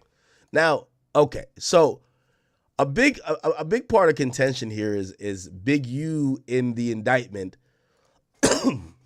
was caught in a wiretap detailing the story of how they caught Wack lacking. They caught him lacking at this show. They claim they ran down on him. They say they outnumbered him like 15-0. And they had weapons on him. And basically Wack was pleading for his life. And Wack was like, yo, Big U, Eugene Henley, yo, bro, I got my family. Please don't do this to me. Now, of course, that's a story told by Big U to someone else, someone called Victim One, who clearly that's somebody who's telling him later. But that's what's alleged. Now, of course, everybody's going to tell a story that kind of behooves them or make them look good. Whether it's true or not, this is up to you. Now, Wack has told a different story. We've heard it a bunch of times. Wack then takes issue with Trap Lord Ross for sending that story, or Big U's version of the story, to Adam, where Wack thinks that Trap Lord Ross was trying to get Adam to believe Big U and almost kind of be like, yo, you see, Wack be lying up here. That nigga really was pressed by the 60s and Big U, and he came online saying a different story. So Wack is confronting him. Here we go. A 38, does that do it? Nah. I don't want you that close, because I'm going to make them scatter. I got some shit that's going to make freedom ring. That's a fact. Think about it. What make 20 gang members stop in their track? A 38? Does that do it? Nah. Gotta have some shit, right? Let's just be real. You put a drink on them niggas? Let's just be real. This just says blow up. No, I'm asking you. What make 20 dudes stop in their tracks? And you know they had some shit. It takes something. Listen, it's a fat, ugly broad walk through here. We wouldn't trip. We'd keep talking. If a bad bitch walk through here, we gonna stop and look, right? So it gotta be a showstopper, right? So now I just exposed to you that the bozo said what? He was by himself. I never was by myself. But this him on a wiretap bragging to somebody else, Right, possibly he got it embellishing with the our story, voice, right? yeah. But you sent it like Adam it put the was source real. on this originally and said begging. I never said begging. But you sent it like it was real. I was just reading what you sent me. That's the part he's mad about, the begging. I never No, said that. what I'm saying though, the part I'm mad about is you act like we cool. You just send it to me and say, Wack, what's up with this? You did the bitch ass shit you do, but they just can't catch you. So I'm here to let you know as a man, you's a bitch ass nigga for that. No, he's not. Because No, you all he definitely was doing that. was You showing definitely me that because a page we from got a the relationship, biggest right? news of the So why you day didn't tap in that with me? my podcast co-host just so happens to be named in. This is not public. If I get something on you, Yeah. who the first person I'm sending it to? Of course, you're going to hit me about it. But wait. But this was you sent it to me, He too. tried to send it to bro as if it was exposing me to something. Nah, this is that's like what got you a show think. together, and, And I'm gonna be real. But what did I send you before that? I sent you in there too. No jumper. First thing I sent you was no I mean, jumper you're in reading there, through it. You're and then I sending sent you me another thing a couple of different things that Bro, seemed it's of note. 107 pages, bozo. And he sent me you two. chose to send him that. But you were on the phone live busy, so I knew you were on the No, phone. no, that's you some were bullshit. live. I was watching live and I sent it to him. That's You were some bullshit. called into the news That's at that bullshit. back moment. into the room. Listen, it's 107 pages, right? True. And out of 107 pages, and there's some crazy stuff in that content. You chose to send him that, so you thought you was isolating Wack on some bullshit. That's what you thought. That was Keep my it real. intention. That I was my want the intention. boy in you to tell the truth. No, that wasn't my intention at all. So what was your intention? Real talk. I was reading through it. I see that section. You see how it That feels was to the really. craziest You thing. see how it feels to really be in front of the people you talking about and playing with. No, I hear it. It's It tough. feel your. I hear He your does that heart. all the time. No, he don't. No, he don't. Oh, yeah, he does. Man, that dude get caught in certain places. He know it. He in certain places. While you get up and go to Chicago, do the back door shit. Okay. Anyway. All right. Okay. So, that's continuing. I'm gonna send my prayers for Loose Cannon and Brick Baby. Don't know. I really don't know about what's the name too much, Big U, but I'll send my prayers for the ones I do know. Okay, so let's kind of go touch up on, and we're gonna kind of clean up the story and kind of figure out what's going on, the update on what happened with Sauce Walka. So Sauce Walka was shot in the leg, and his artist, Say So P, was actually killed after they went to Memphis. Looked like they were there for a while and looked like someone approached them in broad daylight and almost tried to execute both, if not definitely Say So P. Now, a music manager named Rainwater went on Clubhouse and told Wack that the shooter that shot Sauce Walka stood over Sauce Walka and was about to execute Sauce Walka until he realized it was him. They were only looking for his artist, Say So P, according to them, because he was from Memphis, and they were looking for him. And apparently the story that's going around, I don't know, it's unsubstantiated, but they're saying that Say So P ran off with $200K. Don't know from who, but they keep saying $200K. Now, also people, and again, these are dumb rumors, but I'm going to repeat it. But to just I'm going to remind you it's dumb rumors. Sauce Walka did post a video of him recovering from the Legas. And some people feel like he's in too much of a good spirit because his artist lost his life. And some people are now trying to say it's a sacrifice, almost damn near, okay? This is the video of him recovering. Remember, his artist, who was right next to him, died. You okay? R.I.P. Say So P, man. R.I.P. Say So P, man. Salsa alaikum, salsa salam. Thank you so much, brother. It means so much to me. I wish you would have stopped by, but I really want you to. I'm coming. I ain't scared. I'm coming to that. All right, we're gonna set it up. Jump up. Come I'm on. hopping in my. Now, a lot of people are saying, yo, Sauce Walka, bro, your artist, your man just died right next to you. It's no way you just drop a nonchalant RIP and now you talking about you about to pull up to somebody's store to shoot jumpers. Like, come on, brother. Come on, bro. So, I mean, you know, again, we're not going to judge people for their grief, but I see why people are saying that. And some people say, yo, imagine being the parents of Say So P. You hear your son has an opportunity with this artist out of Houston named Sauce Walka who's trying to help his career. He gets killed standing next to Sauce Walka, and Sauce Walka is just like, all right, RP that nigga. But anyway, we going to be back doing our thing soon, man. This time I'm going to come to the store. Shit going to be lit. You guys be the judge. I'm a rapper song in it. Do a mic drop. Come on, let's do it. Habibi. Take a picture with you? Yeah, come on. Take a picture with Come on, I want to take a picture. You sure? Can you stand up? Hey, man, my daddy on the phone. Hey, daddy, how many times your house got? Tell him. Bro, this boy. Huh? Say it again. Say it loud. 45. Out, 15 years old. Next to. Oh, I'm sorry. I'm glad you're okay. RIP Say So P, man. RIP Say So P, man. Salsa Lakem, salsa. Now, I'm going to be honest with you, man. That's kind of tough, bro. It's kind of... It looked like he's on crutches. He's doing promo. Hey, man, say, man, it's the kids that did. Yeah. You know what I'm talking about, man? I'm out here in Memphis, man. You know what I'm saying? It's the only way is my nigga PK. You know what I'm talking about? This shit don't stop. You gotta keep dripping sauce and peace, my brother. Say So P, man. Splash that mafia. RP, my brother. You know what I'm saying? My nigga. Now, somebody has sent me something that I don't know if this is true. I seen it somewhere else. Let me see if I can find this page. Can I find the page? And I think when I seen it, I'm like, nah, I don't think this is true. Hold on, can I find it? They basically was saying, yo, give me 1 second.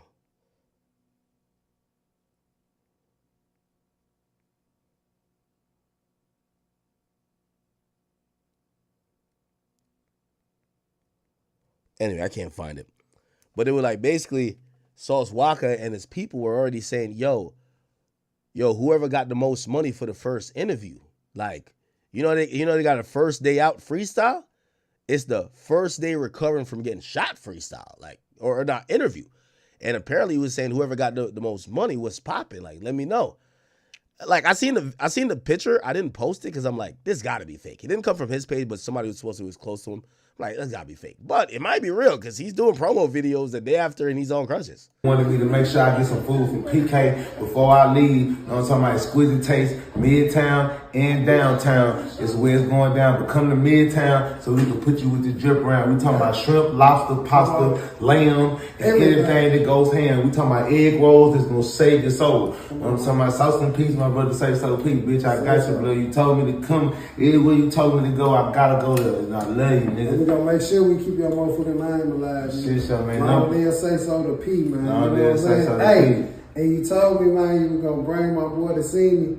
And get what? He made it happen, man. You heard me? He said that. I appreciate that. He been talking to me for months and put me on FaceTime with you, brother. So I had to do that tonight, my brother. Man, I love y'all, man. Please, Exquisite Taste. Exquisite Taste. We'll keep your motherfucking name alive, nigga. I stamped it. Exquisite Taste, nigga. For sure. It's all in your face. Love. I love you, bro. Thank you. Anytime you come into... Yo, this shit is almost close to like the fucking Julio Fulio advertisements after he died. I'm like, yo, remember when Fulio died? And they were like, and Fulio still posted on his page, or they posted on Fulio's page, hey, yo, go to the smoke shop, man. I'm getting high as a motherfucker. You like, ain't he dead? Bruh, I ain't gonna lie, bro. Maybe I'm a bitch. I would have been crying like, oh my God, they got Say So P. Maybe I'm a bitch. This nigga is rhyming and... to the city, man. I don't know if he's gonna come back again after this situation. I'm an honorary Memphis nigga. At this point, I done bled in this motherfucker. Shit, I'm here. ATM. Yeah, ATM. Fuck brother. Fuck with that. Been fucking with that. Damn. Is that a hospital gown? Damn. Yo, Houston niggas are built different, I guess. Ooh, that's that new boy. Mm-hmm. That's that red boy. Another red. Yeah, come on. Take a picture with Come on, I want.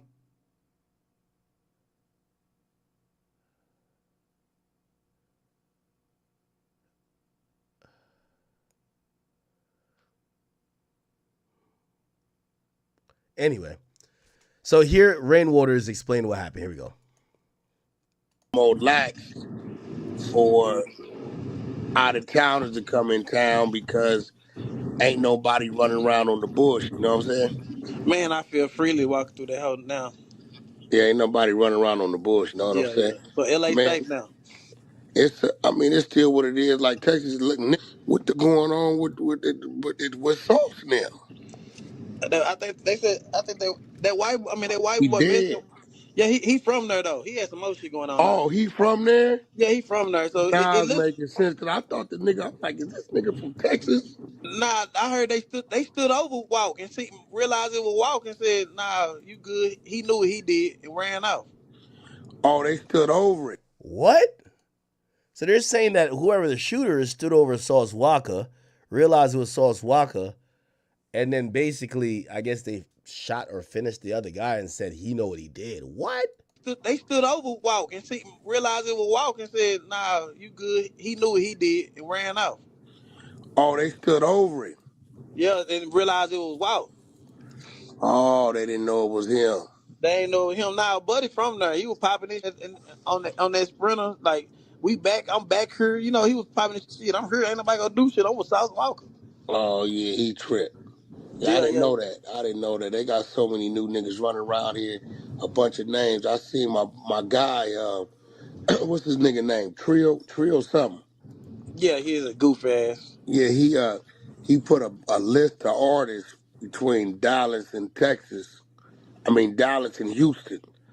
There's a few names I didn't know. So it's a lot of new niggas bubbling. Well, I ain't gonna even say bubbling, but they down there. Cause me and you both know this urban shit, nigga, it's a little difficult right now. Yeah, it's shit watered down right now. It's watered down, nigga. Them motherfucking labels they ain't turning on the water. They try to turn that shit off. So it's a lot. Okay, so now we're finding more details. So people keep saying this is from the this is all stems around this like $200,000 this guy ran off on. We don't know who he ran off on specifically. Yeah, he from there. So it looks. And they're saying that this guy stood. Who the fuck is this guy? Huh? Okay, this look like a fake post. Did they find who did the shooting? Let's see if we can find who did the shooting.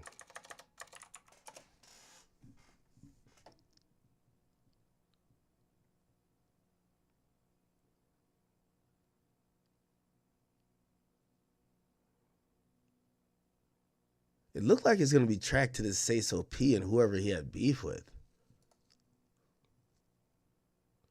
I see some people feel like, you know, it was because they were saying, yo, we could go to any part of Memphis, this and third. But I don't think that's why it happened. It looks like it's clearly going to be based around whatever issues this guy had. I mean, if you ran off with 200K from niggas over here, well, I'll come back. Well, I guess you got to go back to the city, right? Okay, whatever. Oh, all right, whatever, man. What else is going on, chat? What else is going on?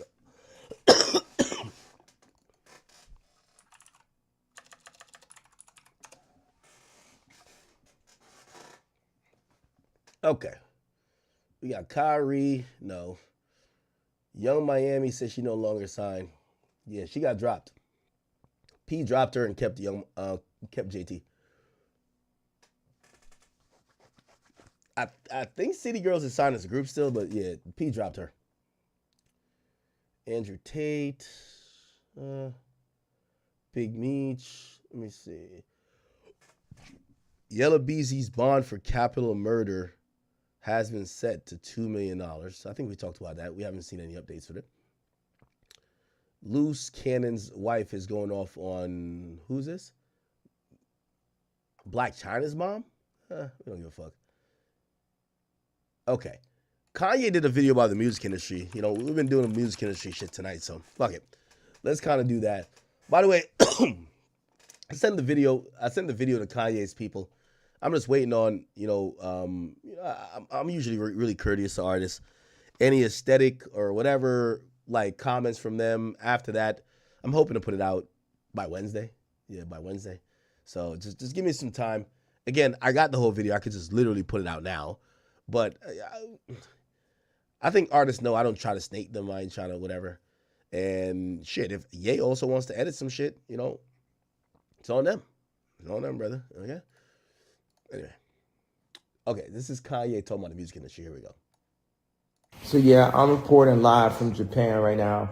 And I was talking to my boy, and I was talking about how I released Bully just on my Twitter, and how I like the idea of being on DSPs, but I don't like the fact that they show the numbers, because every single musician now pays more money to get their first week numbers than we make off of the actual album. So then you got to make your money through brand deals and touring. And if you say anything against the brand deal, you can get your brand drop. So now they have a control of what you say. And when you go touring, you know who gets paid off of the touring. So they're eating every which way. And there had to be a moment where they said, we have to control what these guys are making on these album sales and these streams, because if we give them too much money, they're going to be sitting, in a hotel in Japan like Ye, as opposed to jumping up and down on a Rolling Loud stage. So I'm looking at, how do I get the music on DSPs without them counting it? Because I'm not doing all the ship vinyl and do the vinyl and this, that. Like, I'm telling you, everyone in the industry is paying for the numbers right now. And that's what I'm not fucking with. So there you have it. Now, this might be big. I think it only worked for an independent artist like Kanye, because labels all play as I said, market share game. So the numbers do matter. Well, I'll tell you how you do it, Kanye. You could actually request that Spotify, you could request through whatever distributor you have to not report, right? Because what essentially happens is Luminate has to get the info for your release through the DSP or your distributor. Your distributor really gives it, and the Spotify or whoever the DSPs are kind of stamp it. You could request from both of them to say, don't give the data out. Now, granted, it's gonna still be able to be seen, because I don't think Spotify has a way where they could, how these days you could hide your comments or your like total on Instagram. Spotify doesn't have the way to just hide the amount of streams you can see. Now, obviously, Apple doesn't show anything, and really many other platforms don't show anything. YouTube clearly does, and also Spotify, they do as well. But I think that would be fairly easy. I think if you don't want to be involved in the Billboard system where people are reported on first week sales, I think you could definitely opt out. It might be through a non-traditional way, but I think you definitely could. A nigga like Kanye doing this, would it change things? I think not. Because, again, the big three, Universal Music Group, Sony Music Entertainment, and, of course, Warner Music Group, they thrive off this idea of competing with numbers. They're not competing with ideology or competing with how good a song is. They're competing with raw, hard facts, because they're running a company that's actually listed on it's listed as a public company. So investors and shareholders want to know what is going on at all times. And if you're telling them, no, it's all about the music, it's not about the numbers, they're going to be like, so what the fuck am I investing in you for? So that's never going to happen on the major label side, which they control about 85% of all music kind of really that's circulating, whether current or catalog wise. But I think it could work for Kanye. If Kanye doesn't want to get his numbers counted, I think it definitely could happen, right? Like when he dropped music on STEM, there was no way for people to count what he sold, right? Unless we knew how many STEM players got sold. And we don't know even what happened with that, because I think, did you guys ever buy a STEM player from Kanye to listen to that shit? I don't know. So, again, he definitely can. But will this be a trend that continues on to the industry? Absolutely not. Absolutely not. And then the other artists other than Kanye that would suggest some shit like this, like for example, we've seen the likes of like a retard like Meek Mill that would be like, yo, we should drop on different dates, or yo, we should stop counting sales or whatever. He's just saying it because he's on the successful at this point. When he was at his peak, all he talked about was numbers and he's a big dog and whatever the case is. When he can't sell a record to save his life, now he wants people to stop focusing on numbers. So I think Kanye's in a position where we know commercially he's viable. We've seen how much streams and everything that he did with not only Carnival but Vultures. So this is a guy who is wanted in mass amounts. And by the way, I think his album Bully, it's actually listed on. It's the #1 album right now, right? Let's see. Let's just go to YouTube. Is this YouTube Music? All right, YouTube Music. And if we go to YouTube Music, right? Let's see. Oh, let's go to charts. Can we go to charts? I just want to go to charts. Don't know if there's charts. New releases, hip hop mode from the community. You can't find charts. Hip hop charts. All right, here we go. Let's just click on charts. If we go to charts, you're gonna see. I think Bully is up here somewhere. I don't know if it's on top song. Top music video, top artist. Carti's a top artist. Yo, YoungBoy is still top 3 on YouTube. Jesus Christ, that nigga's a goat. By the way, Bad Bunny's 4, Peso Pluma, Future, Drake, Bruno Mars, Baby's 9. Let's see what else. Where's it at? Or maybe it didn't trend music. Maybe it's just trending. Let me just look. Okay, look. I want to see what it's trending at. Bully Kanye. Yeah, right here. Yeah. And it's number 4. Oh, it's just trending overall. So he didn't even put it in the music category, honestly. So, shit, people still fuck with Ye, man. People still fuck with Ye. And nigga kind of just drops some shit. And this is essentially 45 minutes of like just kind of new material. Let's see if we can hear it. I say it again. Wow. That's crazy. That is crazy. All right.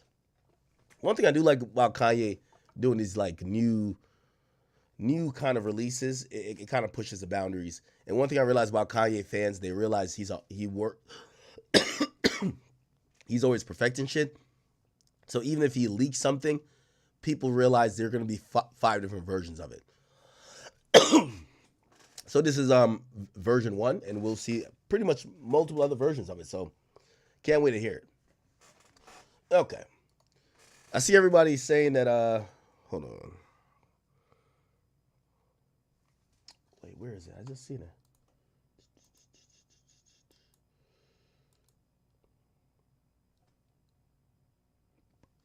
Wait, where is it? Sorry, give me a second.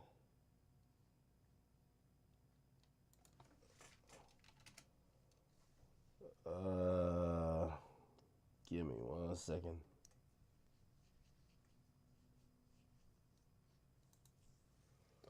I see some people are kind of, I don't know. I see some people reacting to Drake being in Houston. He popped out.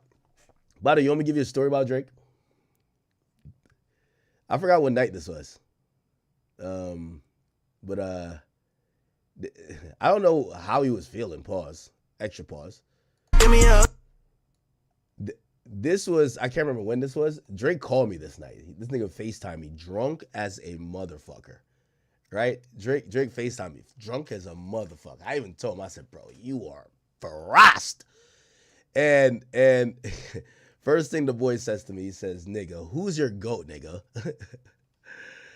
And really, I'll tell you why he called me. He called me because some shit had happened. My man Grand Wizard Chat nigga page got hacked.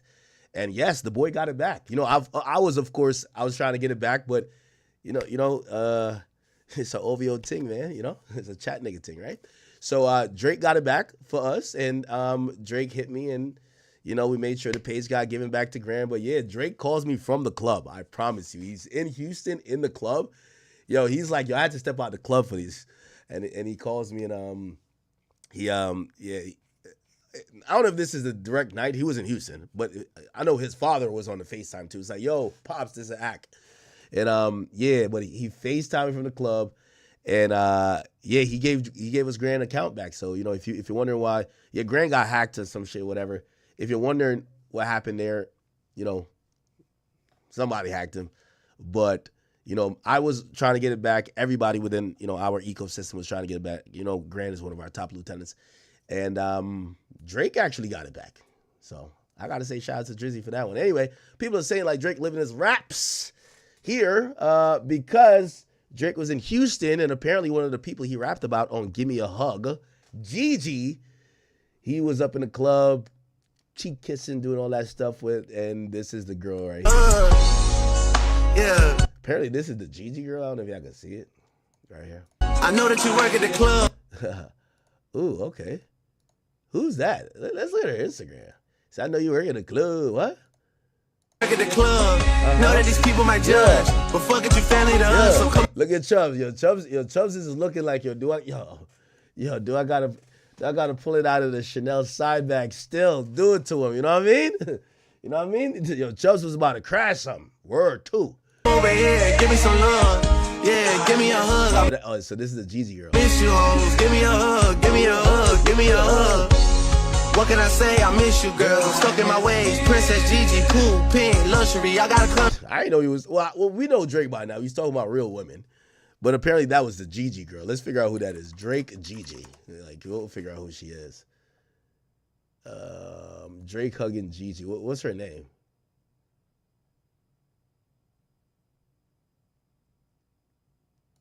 Her at name is what?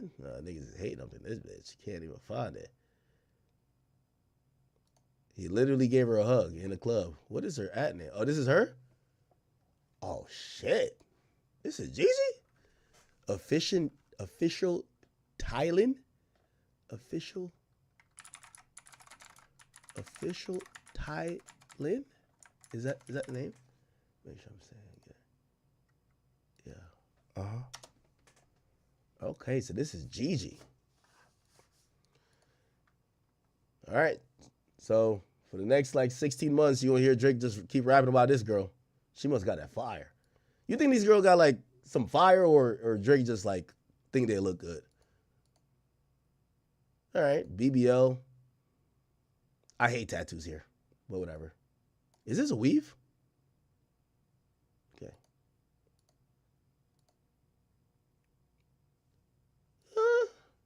She looks good. Yo, I'm gonna be honest with you. These days, I feel like just beautiful women have just you know how people, there's a million Kim K lookalikes. I feel like beautiful women just kind of all look the same these days. They're this color complexion, got this kind of titties, same hairstyle. They all got the same lips, same ass type, they take the same pictures. I'm pretty sure there's something special about her somewhere, somehow, but is that oxtail? Oh, this is the best part of the picture. Is that oxtail and curry goat? Bumba clot, dog. Yo, who took her out of Jamaica? Yo, Drizzy. This is what you did, dog? Yeah, nah, this is the best part. Holy shit. Bumba clot, dog. This oxtail look good. The rice and peas, the cabbage. Clot. That's what I'm talking about. You get what I'm saying? That's what I'm talking about right there. All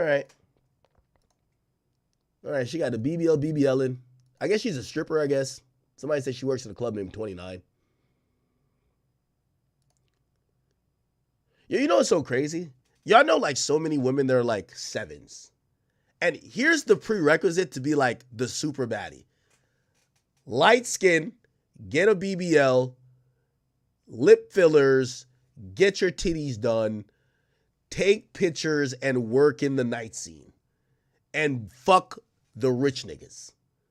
And eventually, if you fuck good enough, you're gonna get the attention of someone who's a really rich nigga who's hooked on your pussy. It's just kind of what it is, bro. Let's be honest. And then you just post a bunch of gifts that they buy you. You get what I'm saying? And I'm not dissing this girl at all. I hope, Because sometimes these chicks, they be like, what? Why you say, yeah, like pictures like this, and I ain't gonna lie, like us men, we're like complete suckers. Like we love pictures like this, right? Ain't a Sway Lee exited the comment section Marley? What's she doing these days? Yeah, all these chicks just look alike, bro. I ain't gonna lie to you.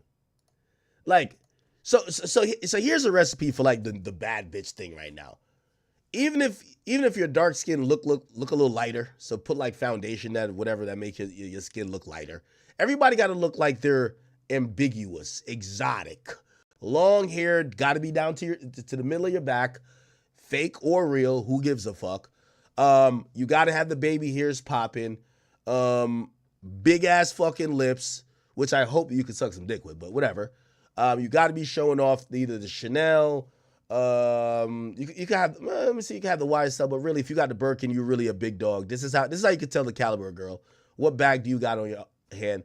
You got to have a big bodacious BBL. I ain't gonna lie, man. You know, this is kind of like pretty standard. Like, you seen them all? Like, you seen one, you've seen them all. Like, to me, when I see her, I see prime, what do you call it again? What's that girl called? She used to date Fetty Wap. Fetty Wap knocked her up. Let me see. Fetty Wap baby mama.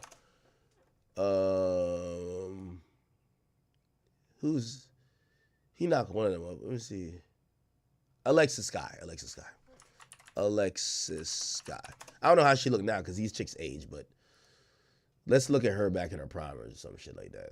Like, these chicks just kind of look like this, bro. Like, see, same type of picture, chat. Show the ass straight from the surgery. Show the purse. That's gonna tell you Chanel. You know, Chanel me up. Okay. Some little hair fixture. We got Tay on the wig. Chanel on the purse. We got Lulu on the outfit, and we got Prada on the feet. Like, you get what I'm saying? And make sure your thong could be seen, because niggas got to see the thong line. That's the fact. I ain't gonna lie, all these chicks look alike, bro. I ain't gonna lie to you. So you just get your own version. And you know what's the funny thing now?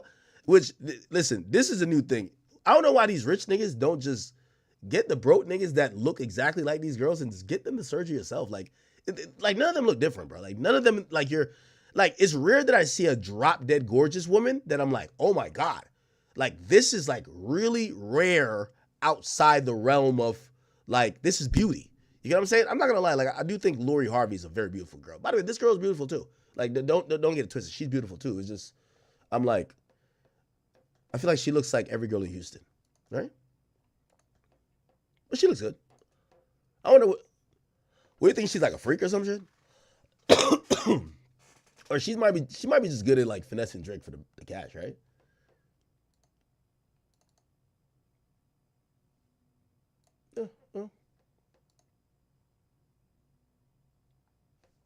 Okay. Let's find the other girls Drake mentioned. Drake, give me a hug.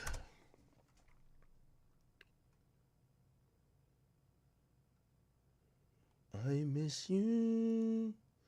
I'm talking about you, baby. All right, so we found this Gigi girl. Who else? Pooh. I just want to see if these bitches look good. Drake Pooh. Let's just Google Drake Pooh. Drake Pooh. Bro, like, why am I even looking this shit up? They said Winnie the Pooh. Drake luxury stripper. I don't even know what I'm. Bro, why am I even searching this up, man? Leave it to Drake to just name drop a shit ton of strippers. But okay, she's cool. She's cool. Yeah. Yeah, this is how I see every girl looks. They have a see-through outfit. You can see their thong. You got to see their bag. They are always looking like the Exorcist, forcing their head back here while they're literally trying to show this off. And yeah. And then you go to their highlights and it's all trips. And depending on what caliber girl they are, it's private jets as opposed to first class. And they're showing a bunch of countries and you're like, look, where is this at? Look, Istanbul. Like, bro, I'm telling you, chat. If you see one, you've seen it all. Look. You see one, you've seen it all, chat. Oh no, there's mad more to go. Right? And all they post is gifts that other tricks done got them. Like the tricks be holding them down. Look, it's all gifts. Flowers, 10 grand. Walking on the private jet. Yo, hey, record me real quick while I swing my BBL, hold my purse, and walk on the private jet I never paid for. Right? Like, and I hope I ain't dissing this chick. Another thing from a trick.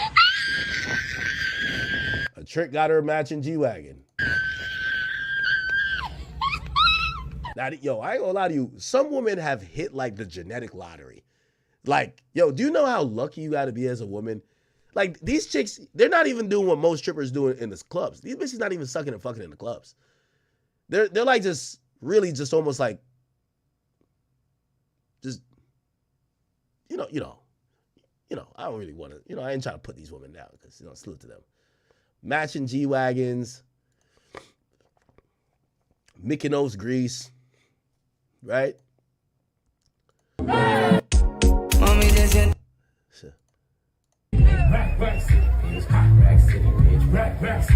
Bet Tiger took her somewhere. Okay. Bust down watch. I like her lashes. She is cute though. She's at the fight. Yo, women be having a good time, bro. God damn. Take a picture with the nigga who brought you on vacation, but crop his ass out. Yo, women have it so great. She just, oh, never mind, it's a woman, I thought it was a man. I'm like, just crop his ass out, fuck that. Okay.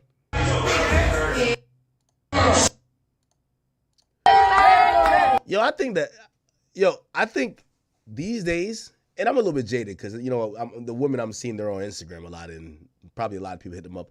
There's a lot of women who are attractive who don't know nothing called a job. Nothing. And whatever you think is their job ain't a job.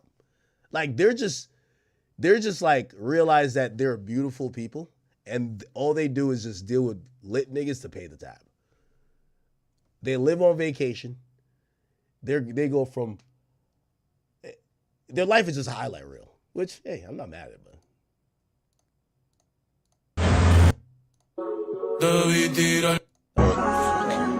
Enough of this. Oh. Drake's talking about her on this too? Spider-Man, Superman? Drake always got a new chick he's simping on, or like tricking on. What happened to that girl Baby M from Toronto? Like, she got cut? I hope she got cut, because I ain't gonna lie. After we figured out she was fucking Dylan Brooks, like, Drake gotta have some standards, bro. Drake, Superman, Spider-Man lyrics. Let me see. He probably was saying about some chick on here. That's one of my hobbies. I just Google who the fuck Drake is tricking on. All right, I don't know. Anyway. All right, we can just move on. You say let go. Okay. What else, people? Somebody said that shit's botched. Nah, that's how niggas like it. Niggas like it when it's like really, like, niggas love the pamper booty BBL. You feel me? Like the shit that look heavy. Which, by the way, it's gonna, like, she got to be in her 20s. It's gonna look good in the 20s, and then after the 30s, gravity start kicking in. That's how it goes. All right. Did y'all see this story here, chat? This is kind of crazy. So a California woman was charged with second-degree murder after a 56-year-old man told her to saran wrap him like a mummy while she filmed her explicit content. It says that she's a wife, a mother of 3, and she was charged after a paid fetish turned deadly. Escondido man Michael Dale suffocated while she filmed content during their alleged 4-hour encounter. The dude paid $11,000 to have her wrap him in saran wrap like a mummy, glue woman boots on him, and pour glue into his eyes to seal them shut. Police rushed to the scene when they recovered the video footage of Dale lying unresponsive while what's-the-name performed a sexual act next to him, which was filmed with the intention of being posted on OnlyFans. They said they found a bag over his head, and she denies placing the bag on his head. the dude was rushed to the hospital after being taken off life support days after. This is a video I think she was doing to kind of announce she was on that shit. All right, it's time for 5 for 5. So I got 5 questions that just got shot at me, and I got 5 minutes to give it to you. So why the rebrand? Because we already knocked our competitors out the water. You want to be successful at your own thing. So now this is the year of business. Everybody wants to be an entrepreneur, and we get that. I've never felt that everybody was meant to be a stripper forever. I know that this is something where you get in and you get out. You need people in your corner to help you grow. I did, and so I know what that means for our girls. I know what that means for our guys. We finally have a company out here that takes care of its own. Thank you so much for listening and taking the time today. That's it, folks. We're out of time. I've been talking it up. I probably went over 5 minutes, but we gonna give it to you. I don't know if I should blame her or the stupid ass nigga who paid $11,000 to get suffocated. If your kink has to do with your eyes being glued shut and people gluing woman boots to you and you being wrapped like a mummy with saran wrap and you didn't think about poking a hole in the mouth pause that you could fucking breathe, I don't know, man. It's like Darwin's law, man. Like survival of the fittest is like, not everybody could stay on Earth, man. You probably didn't deserve to have $11,000 if you were that stupid, right? Again, rest in peace to his soul, but very tough one to go, right? Yo, why the hell is my nigga Sneako and Fresh and Fit beefing, bruh? They apparently supposedly about to box. Yeah, I seen this shit. Sneako Fresh. Now, I don't know where this beef stemmed from, but apparently, let me see. So, I guess Fresh went on No Jumper and essentially, oh, here we go. Here's the whole thing. Here we go. Fell in love with, right? Here's where I get mad, right? Yeah. Sneako was like, Hold on, because I know you're going to say a lot. Yeah. Sneako's a good friend of mine. Yeah, of course. We agree on a lot of things. Yeah. Go ahead, Sure. bro. Yeah. I know you Listen, got more. bro. Yeah. So, Sneako is a very smart young man. But again, where's the money going? He's going. So this is my issue, right? Yeah. You can't have both. Either you're going to have a talk about them boys or have success and money. You can't have both. So Yeah. this is what I know Sneako wanted. You want a success? You want to be as big as Kai, Aiden, all these people. So I said, Sneako, listen to me, bro. Don't be Myron. He's doing his thing. You are going to be cooked. You get on this path, bro? Listen, I know you love the edgy stuff. You're mixing some money now. But in the long run, it's going to fuck you up. No, bro. I don't get nothing, bro. I want to do my thing. Da-da-da. Mind you, I was there in UK when he got the email from YouTube. Oh, man. Oh, your channel's banned. He was shook. For like a good 5 minutes, he was like this. I'm like, Sneako, listen, bro. You have a chance to bring this back and go in this direction. He doubled down. And listen, I wish him all the best. I think he's a great creator. The problem is that you can't have both. Okay. So basically, he insinuated that Sneako is a grifter. He follows the money, and he is just a leaf in the wind. Sneako then reacted to that. He had the world by the throat, say, you know what? Let's go over here. Let's go over here. He could take it anywhere. Yeah. The problem is, he saw a trail, which I spoke about, this in person on our show, of money and different genres. Yeah. And I was like, Sneako, you're like a leaf in the wind. You're going here, here, everywhere. And no, bro, trust me, just stick to one. The way he's saying I'm a leaf in the wind, the way I see it is like, I literally can't be the person to repeat the same talking points for 5 years straight. I can't do it. I would go insane. That's how he approaches it. He's like, this is a business. I'm going to say these things, talk about simping, and this is my thing. If I talked about simping 5 times a week for multiple years, I would lose my fucking mind. The reason I got into content creation is to be creative and is to make something cool. Approaching it like these are the talking points that I'm going to turns it into a job, and that's exactly why I didn't get a job. I didn't want to be the robot plugging in the same fucking thing. Yeah, I make vlogs. Yeah, I stream. Yes, I talk about relationships. Yes, I talk. Okay, they start beefing immediately because Fresh then says, yo, I could play dirty. Me lie about you for what? Keep playing. I got videos for day. Haram police get this nigga. I guess he posted a video of, I don't know what this is. And then Sneako then starts going in because Fresh is trying to expose him. Some people saying he wants to clear stuff. Academics call me and said he wants to squash it. I did. But I decided that, no, I can't really ever make amends with somebody who's saying, I got videos for days. This is like what an ex-girlfriend does when she's mad that you broke up with her. That is true. And I love Fresh, but we can't do the, oh, I got a video of you. Yeah, that just reminds me of an ex. It does. You got videos for days? So that means the whole time that we were friends hanging out, and what he means is like he has videos of me at the club and going out, maybe with girls. I don't know. But the whole time we were friends, he was thinking, oh, I have ammunition that I could one day use against him. And that happened before. And he quote tweeted it happening before, where Fuzi says, I fuck a bitch in every city. So no matter what, I'm never going to be friends with Walter Weeks again. Sure, things can be squashed or whatever. We could sort things out. And I'm going to be cordial because Myron, I really respect and care about Myron as a brother. I see him that way. So I'm not gonna entertain this beef anymore or whatever. It's just that's it. Keep playing with me. I got videos for days. Haram police, get this nigga. He's using my religion to. Okay. Then what ends up happening is that. What? Okay, so what ends up happening is that.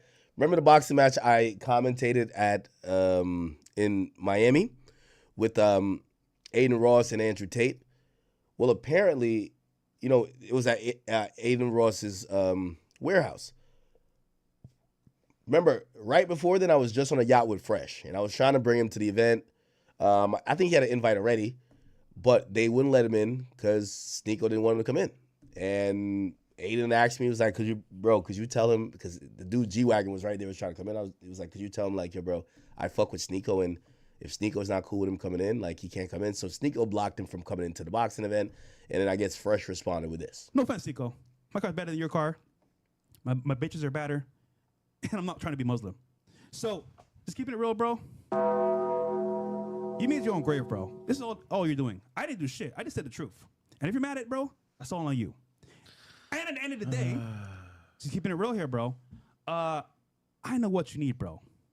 You need a rebrand, because you fucked it up, nigga. Keeping it real. So, this is how we can handle this shit, bro. Boxing ring. In the ring. Aiden Ross event. We'll make it happen. And of course, this is me just keeping it real. And let's. Now, I will say this. I do think this is like one of the most reductive beefs of all time.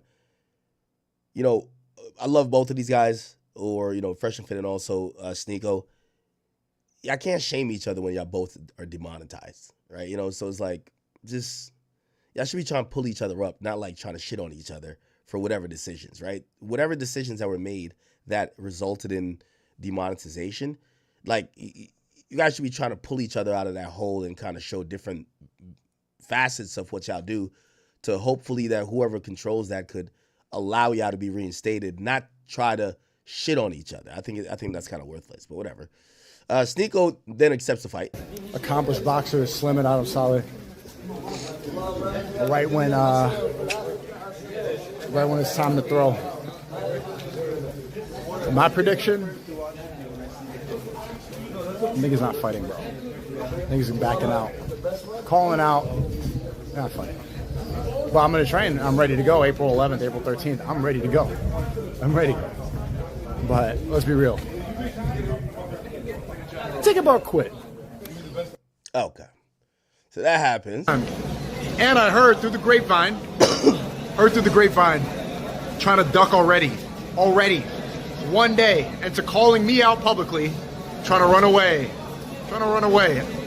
You don't want to pick a fight with someone like me, man. You don't want to do it. Just admit. Don't try to say Chris from Rumble's not going to let you do it. Chris from Rumble will let you fight. All right, don't use excuses and try to talk about. Don't do that. It's either you fight or you don't want to. You're scared. Just admit you're scared. Don't try to come up with some excuse. The CEO of Rumble. Shut up. No one believes you. All right. Just back out if you don't want to do it. I'll find someone else because I'm ready to go. And even if you do back out, I'm still training. I'm still ready. There's an opponent who tried to call me out to a boxing match, and then he's saying that Chris from Rumble is not going to let him fight. Who, the guy from Fresh? Yeah. He said the Rumble CEO is not going to let him fight. What kind of bullshit is that, honestly? What? That sounds like he's scared to me, honestly. He called me out. I mean, he's the one who said it. He wants to box. He called you out, and then you accepted. Yeah. Then he accepted. Yeah. And now he's saying that the CEO of Rumble. In one day. And you know what I said yesterday on stream? I predict he's going to back out. I'm gonna say this right now, bro. You know this? The nerves got to him. Yeah. He saw you confident. He saw you accepted. Ready You to got go. ready to fight. Ready to He go. wasn't ready to fight. That's what it is. My cardio is better than I thought. Yeah. Hey, listen, when it comes to boxing, it's all really about conditioning for amateur levels. I think Sneako has an advantage. Anyway. Chris and Rumble's not going to let him, but we just got a word from Chris and Rumble. Said I'm fine with it. No way. You got to find a new excuse. Wow. You got to find a new excuse. Wow. Think about this one. New That's excuse. crazy. Money. Wow, that's actually insane, Just bro. got the word just now. Wow. Find a new excuse. Damn, bro. He's really that scared of you, bro? Huh? How did he get to boxing? These guys are like friends. Anyway, Fresh then says, gossip and lies behind the scenes messed up this fight, and again, Sneako ran out of content and ruined a good deal. Not the first deal he fucked up. Then Fresh's manager says Fresh won't fight Sneako because he's not being paid enough. Okay? Talking about Bone and Skulls. Here you go. It's March 22nd, and usually every year on this day, I'm talking about Bone and Skulls. But today I'm forced to talk to some people. Because there's some lies going on the internet right now. Walter Weeks, better known as Fresh, has not backed out of anything. Fresh asked me to negotiate, and I've been negotiating with Aiden's people. And certain things that Fresh wanted, certain terms that he wanted were not met. Some were, but not all of them. To say that Fresh backed out is disingenuous. At the very least, I'm telling you guys right now, I'm telling all you haters, all you plebs, all you pieces of fucking broke pieces of shit out there who are talking shit, Fresh didn't back out for anything, okay? If Fresh's terms are met, then we will have that fight. Respectably, enough BS. Okay. Aiden Ross jumps in the mix because he says, he responded to Fresh by saying, we got you the money you asked. We asked Chris, like your manager said, what's the word, bro? I called Eddie, gave the blessing on the cash you wanted. I got nothing against you, but everyone seems to want this fight except you. Let's lock it in for April 11th.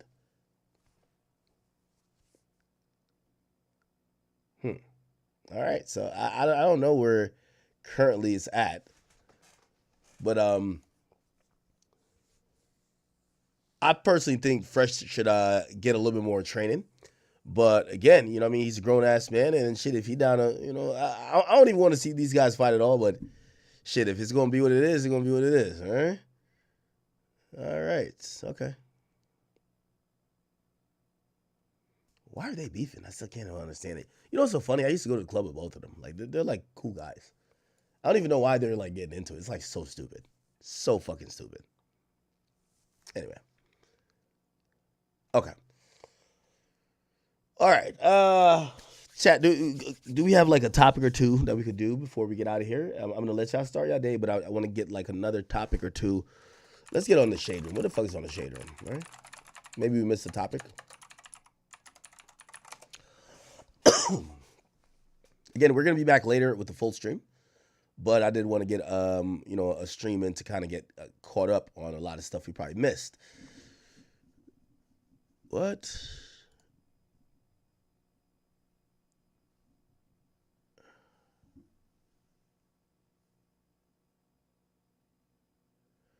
So Rennie Rucci supposedly did a song with Kevin Gates, and apparently her and her man, which is another nigga named Black Zach, the guy is breaking up with her because of the song. I think he thinks he's fucking Kevin Gates or something.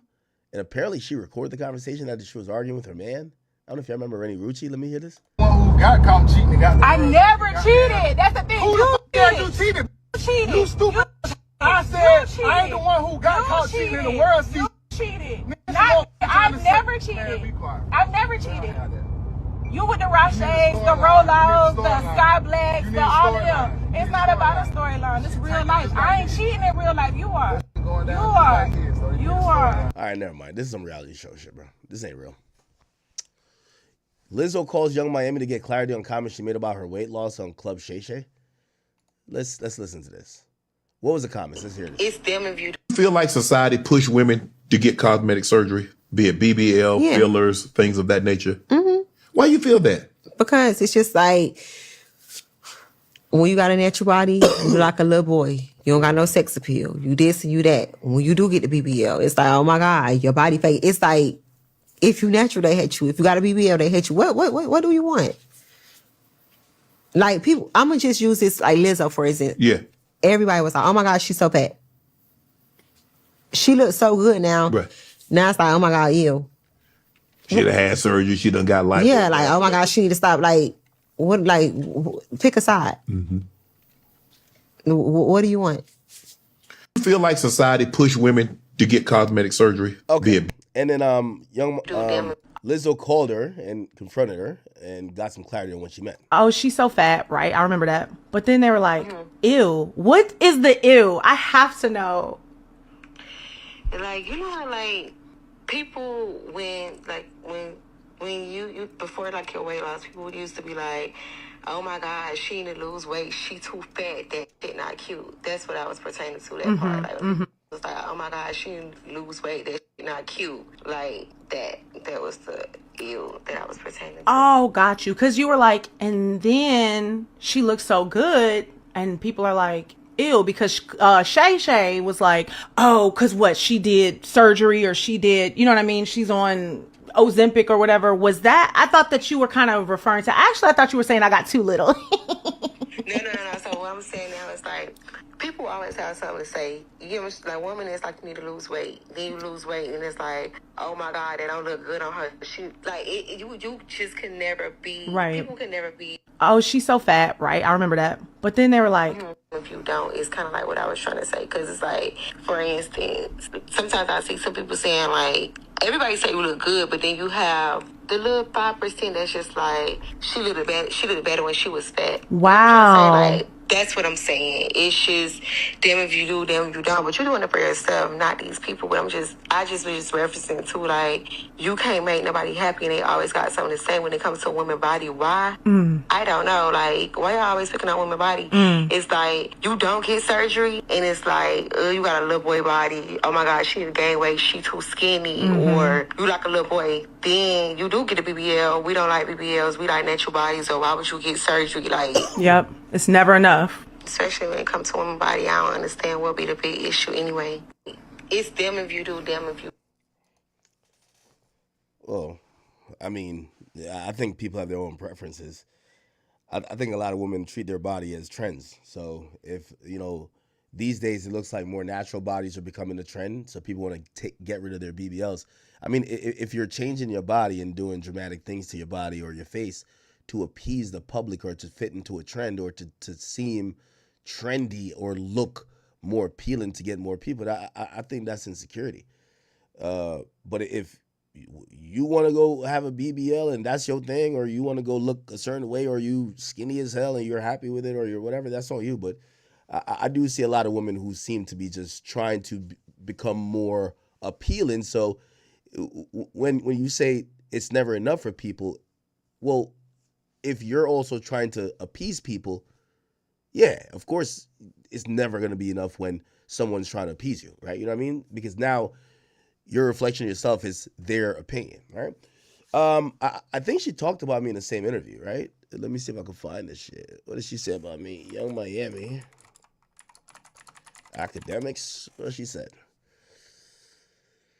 Oh, here we go. You call DJ Academics and they say, bro, why you speaking on women? You got a problem with him? You don't like him? I mean, I don't have a problem with him. I just feel like as a blogger, I feel like everybody have a job to do. You get what I'm saying? Like, I just was saying it with the Shade Room, the Breakfast Club, like, this is your job. And it's all about how you speak on a topic. Like, you can say whatever you want to say about me, but you ain't got to call me a bitch. You ain't got to call me a hoe. You could just say, like... You did all that? Yes. Like, you're done. You're this. It just be so personal. And Right. it's just like, I never met you a day in my...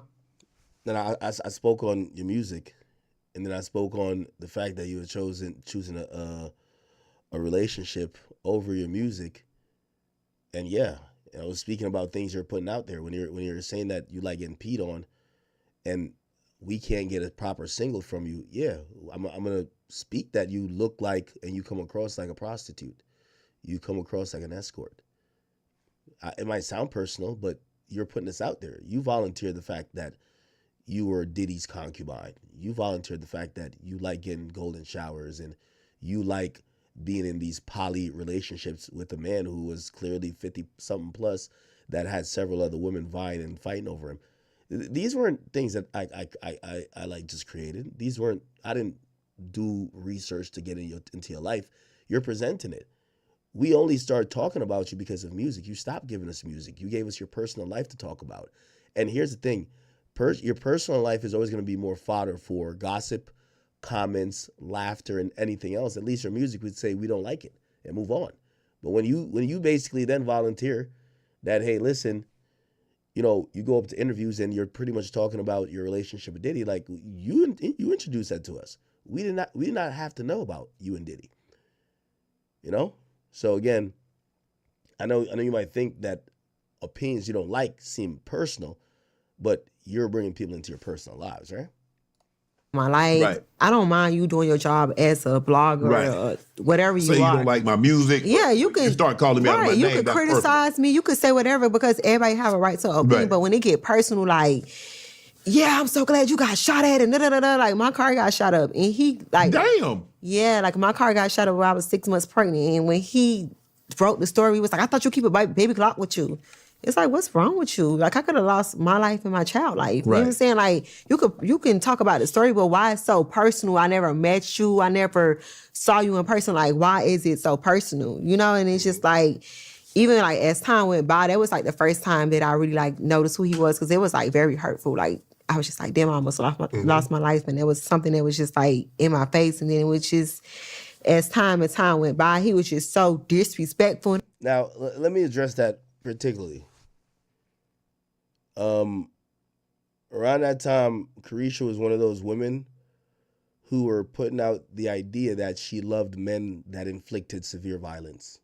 And I'm gonna be honest with you, to the women, like for example, like an Asian doll who say they like killers. If I hear there's an attempt on you, on your life, it's hard for me to be like, oh, okay. Like, you guys are putting this out. You guys were saying that, yo, these are the men you like, and this is a type of behavior that you condone. So when, you know what I mean, if a nigga say like fighting and he get knocked out, it's like, well, ain't that what you wanted? So again, obviously what I realized with Carisha, number one, I realized she wasn't writing most of the lyrics. So, I'll give her some grace. But I was taking a lot of what she was saying, not only in her music, but outside on social media about the people and the behavior she liked that type of shit. Now I was supposed to cry for her. I couldn't really drum up the tears at the time. And I'm telling you why. She was a woman who was basically saying that ratchet, gang-banging, shoot-em-up type of nigga was what attracted to her and got her pussy wet. So when that happened, I was just like, hey, I don't know if you're looking for sympathy, but it's hard for me to give it to you. You know what I mean? Now, obviously, I'm happy that, she's well and she didn't, get hurt, but y'all women got to stop putting out publicly that y'all like the very worst of society, then expect the very best results. Come on now.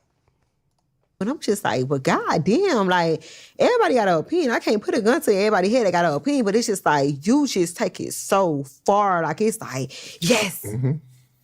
Excuse me? What's the problem? I would love to sit down and talk about it, though. Would you have him on your podcast? I would. Because I just want to know, like, what I ever done to you? You can feel the way you feel, but why is it so, like... Why does it seem so personal? Why it's so personal? You can tell me right now, like, Miami, you trash. I'm going to ask you, like, what makes you think that way? Yeah, or what can I do to do? Like, we going to have that conversation, but it's not like... It's like, oh, my God. Right. You're a man, like...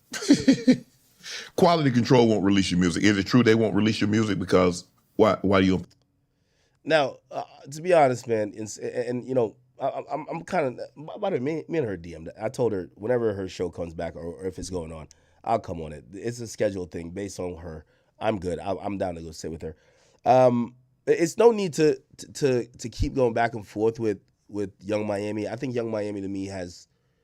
I was judging her as someone who I saw as a budding musician who had clear influence over upcoming women wanting to be in the game. To me, she she gave that up. Like, she just wants to be a sugar baby, and that's fine. You know what I mean? Again, I'm not knocking her for it. Most of my comments was based off her own actions. One of the things women hate are accountability.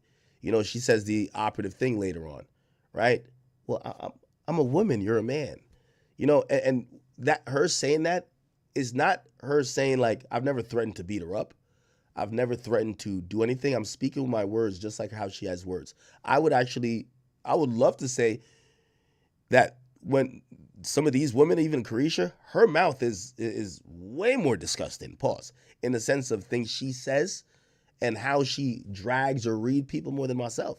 So it's nothing like this whole thing that a man can't talk to a woman. It's like, I'm not saying I'm going to beat her ass, what the fuck? But, when they want to not get accountability for anything you're saying, or they don't want to respond with logic or just some type of understanding, be like, hey, well, she could have had a conversation or responded to me and like with anything I said. She don't want to do that because it's going to revolve around somehow taking accountability. So you know what she says? I'm a woman. And when someone says I'm a woman, you're a man, that's like code word for treat me like a child. And I completely understand. You know what I mean? If I could jump in and out of accountability, that would be amazing. Like, don't hold me accountable here or now. Okay, now, but still treat me like a man. Whatever. Anyway, nothing wrong with Carisha. I've always said I feel like her music career got torpedoed because of all these other things. And I think, she looks at the criticism as, ooh, why are you talking to me like that? I'm a woman. And it's okay. I don't think she's built for this. She's not built for the music industry. And it's neither here nor there for me to keep talking about it with her because everything I've said has came to pass. I knew months before she was going to be dropped. I knew this. This is why I said this with more intent. She knew I knew it. I said things about her deal that she knew. How do I know this stuff? So again, I'm not, as much as some people might think I'm a bully, she's a non-factor in music anymore. I knew she was getting dropped. The reason for her getting dropped is because lack of talent and because literally she wouldn't work. JT's not dropped. Do the math. So again, I don't really have to talk about her in the musical sense anymore. She's now an online personality who, she's like that girl making TikToks about Future. I could ignore her if I wanted. We could talk about her if I want, but there's no more need for me to talk about her music. I think she's pretty much tapped out there. So it is what it is. Okay.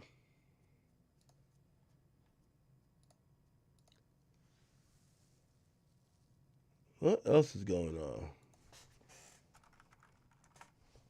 Who else? Mini Barbie. Ain't that Rod Wave's girl? Unless I'm tripping.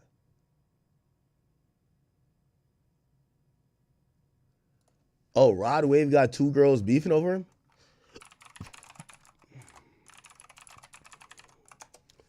Yo, ladies, let me tell you this, man. You'll never have more drama in your life than when you arguing over a big-boned nigga, man. Feel me? Trust me.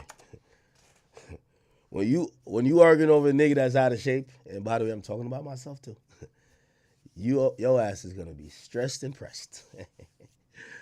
Shout out to my man Rod Wave, keeping them girls busy and bothered. I don't even know exactly what their beef is, but I do know one is a woman he's with, and the other one, I believe, is a woman he claims was trying to extort him in the neighborhood. For having a baby. I don't know what the back and forth is. Does anyone have it up here? What the hell going on with Britney Spears, man? Britney Spears, yo, I ain't gonna lie, man. Somebody, listen, yo, give Britney a BBL, bro. Like, come on, bro. Bro, she still got the flat ass from like early 2000s white girl. Like, bro, she's the only white girl that ain't involved. Nigga, have you seen the white girls these days, nigga? Nigga, they put on that Lululemon, nigga, that aloe, nigga. They put on that motherfucking pretty little things, little tight ass shit, nigga. They all got ass. Britney is the last white woman to not have ass. I'm telling you, white women now have a little something back there.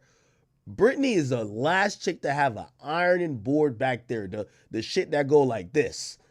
Her and Taylor Swift, but I can't say nothing about Taylor Swift because Taylor's go. But goddamn, she don't got nothing back there. I'm wondering how she sit on the toilet, gang. Anyway, let me see. Is this Aaron the plumber? Yeah, this is all fuckery on here. Hold on.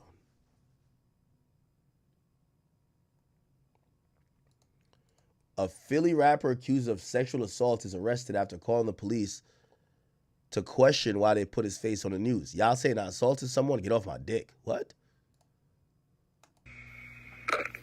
Sergeant Detroit, how can I help you? Hello. Yes, sir. Yes, I'm trying to figure out why do y'all got my face on the news? I don't know. What's your name? Y'all know my name, bro. Why y'all got my face on the news? Okay, so you just called. You haven't identified yourself. You're telling me your face is on the news. Who else face on the news? Kathy Orr. All right, then you figure it the fuck out, bro. It's Haran De Jesus. Why my face on the news? Haran De Jesus? Why y'all got my face on the news for assault, bro? Like why y'all doing all that though? What's the news saying? Y'all saying I assaulted somebody. Why would y'all do that?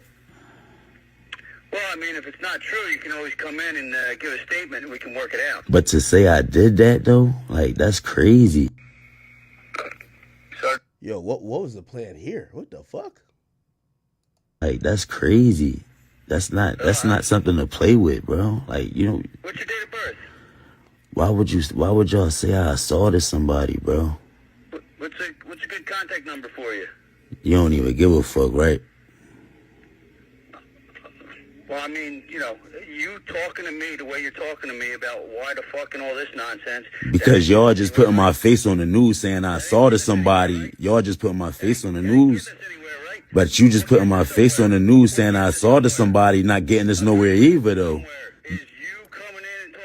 You just putting my face on the news saying I assaulted somebody because y'all can't find me where you want to find me at. Ain't gonna figure nothing out either, is it, little motherfucker? Whatever you say, man. Well, fuck you too then, nigga. Wait. Like, that's crazy. What the hell? A man with face tattoos is wanted for alleged sexual assault that happened in early March 2025 in the Ogon section of Philadelphia. What? An update tonight on a man wanted in connection with a sexual assault in Philadelphia's Ogons neighborhood. Police say he is now in custody. Investigators say 31-year-old Haran De Jesus sexually assaulted someone 2 weeks ago on the 6300 block of Old York Road. Police were also looking for his car, which they say... I ain't gonna lie, these mugshots are crazy. You know, sometimes you can tell guilt or innocence by the mugshot. ...has been located. An update tonight on a man wanted in connection with a sexual... The cop gonna tell that nigga, yo, what's your name? You could always come in and just give us a statement. We'll just work it out. Hilarious, man. The nigga recorded himself calling the cops. That's crazy. All right. You got Kyrie talking about racism. Yo, Kyrie probably gave up on the season, man. That nigga 80 already injured. Fuck that, right? He's over it. What's all of this shit?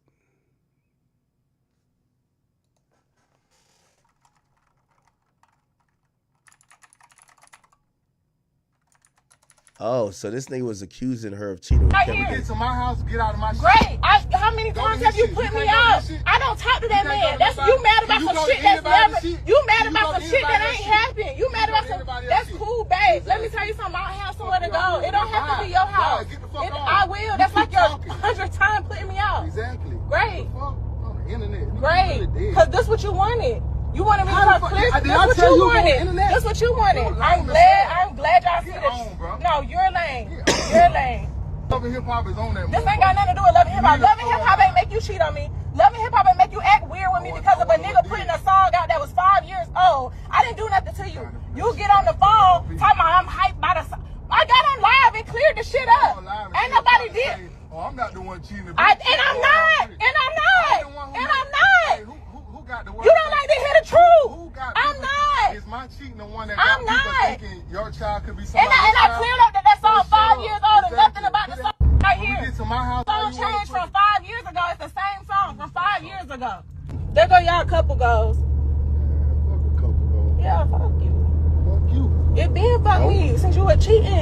You been the hoe, not me. You been the hoe, not me. Go fuck, boy. I'm about to punch you dead in your shit. I'm about to punch you dead in your shit. You keep on fucking. Keep on. Back to the strip club. I wasn't in no strip club when we got together. So shut the fuck up. Song changed from 5 years ago. It's the same song. I ain't the one who got caught cheating. I never cheated. That's the thing. Who the fuck said you cheated, bitch? You cheated. You stupid ass hoe. I said I ain't the one who got caught cheating in the world. You cheated. Nigga, not me. I've never cheated. I've never cheated. You with the Roches. They both cheated. You can tell. They both cheated. The Rolos, the Sky Blacks, all of them. It's not about a storyline. It's real life. I ain't cheating in real life. You are. You are. You are. You are. Go ahead, get the storyline. You are. I don't need a storyline. I got real shit. You are. You cheat in real life, not me. Yeah, and what? Why you not leaving? Not me. Fuck, leave. Now, I try to make my family work. Yeah. Call me crazy. Everybody say that. Call me crazy. Hyped up about what? About a nigga releasing a song from 5 years ago? No, you said I was. You just got on the phone with your friends and said I was. I never was hyped up about nothing. Never was hyped up about nothing. I got on live to clear. All right, this shit too stupid for me. I'm sorry. I can't. All right, too much ratchet shit on here. I gotta get off this page. This page is toxic. Let me just go check Hollywood on lock.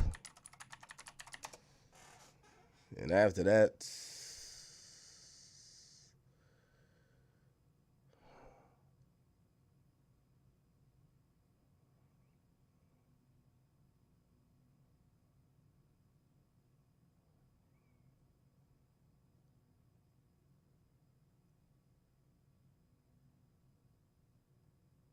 yeah, I think I'm good.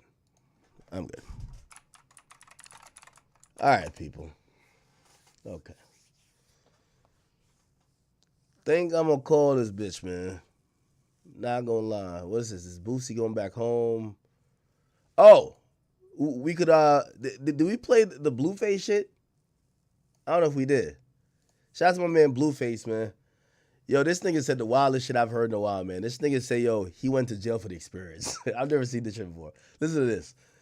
Hey, it's Blueface, top of the yard gang and all that. Shout out to y'all coming out hooping with us, man. Showing love to the yard, man. We out here, we outside. We at Lancaster State Prison, level 3 to be exact. Not a 50-50 yard, none of that. It's full GP, 100%. It's a lot of misery out here, so when y'all come out, y'all give us something to, you know, feel free a little bit. I don't feel like I'm in the pen right now. Well, I'm at the park or something. So how you been coping? Yo, this nigga really acting like this shit is like MTV Cribs, nigga. Like, except this is the prison version, man. Yo, listen, right behind me, you know, we got a big ass baseball field, man. You see the rest of these niggas, man. Like, yo, what the hell? You been holding up? Me, man, I'm in here. I'm short time and just passing through, so I'm here for the experience, man. I ain't. I'm here for the experience. I never heard that before. Up, I ain't down. I'm just in the middle, you know, trying to get through. Have you learned anything since you've been here? Anything you could take home, or you know? Hell yeah, I learned a lot. Learned, you know, patience, virtue, you know, paying attention, you know, let things play out before you throw yourself in the middle of it. So patience is the key, though. Got a lot of patience in here, man. What's the first thing you're gonna do when you touch down? Oh man, first thing I'm gonna do when I touch down, man, I'm gonna see my family, see my kids, get back to the work, get back to the music, and try to come back here, man. Hopefully I come back here with y'all one of these times, man. And absolutely. Hold on, come back how? Oh, you talking about going back and like, oh, speak with the program, whatever program this is. And let them know you can go from here to there, you know?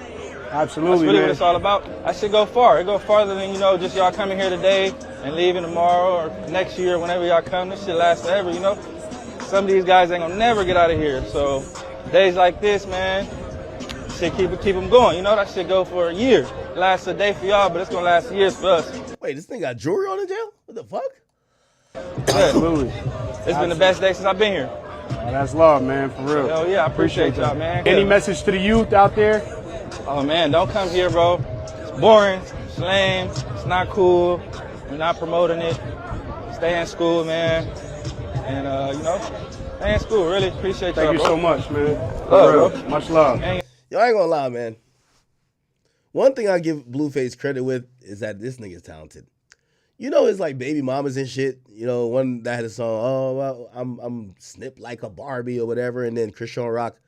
I haven't heard of them chicks since this nigga got locked up. Like, this is how either Blueface is a good ass pimp or he was just that talented enough to give them visibility. I haven't heard a peep from them. I don't even know if they're still alive. That's what I'm saying. Like, Blueface got locked up, and like we just got done with all of them.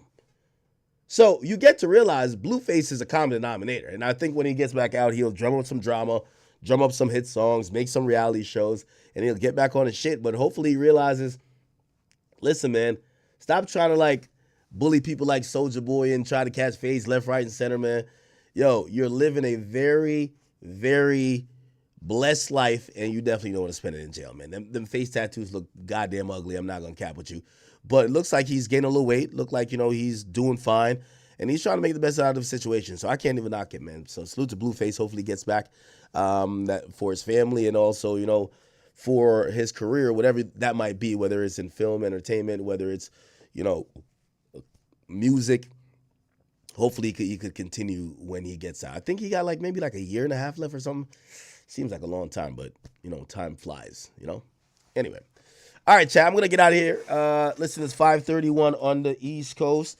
If you are on the East Coast and was watching me, man, listen, go shower up. Go get on the way to go to work if you got 9 to 5. If you're on the West Coast, it's probably 2 o'clock. Yo, shower now. Go chill out, read a book, watch some TV, and go to sleep. Then you can go to work, man. And for everybody, man, listen, a Monday, I treat a Monday very important, especially if you're a young entrepreneur, you're trying to work on your dreams, your goals. Make sure the most people are going to get the majority of what you need to do for the week before 12 o'clock on Monday, okay? You should be motivated, get all your shit done, whether you're working towards a goal, whether you got a job. Just keep your foot on the gas pedal, all right? Chat, I do love y'all. I'll see y'all later today. We're going to do day 3 later today. I just got on for day 2 because we gotta start getting past day 1. So we're starting to get a little lame, huh? So, chat, thank you guys for watching, and I'll be back on a little bit later.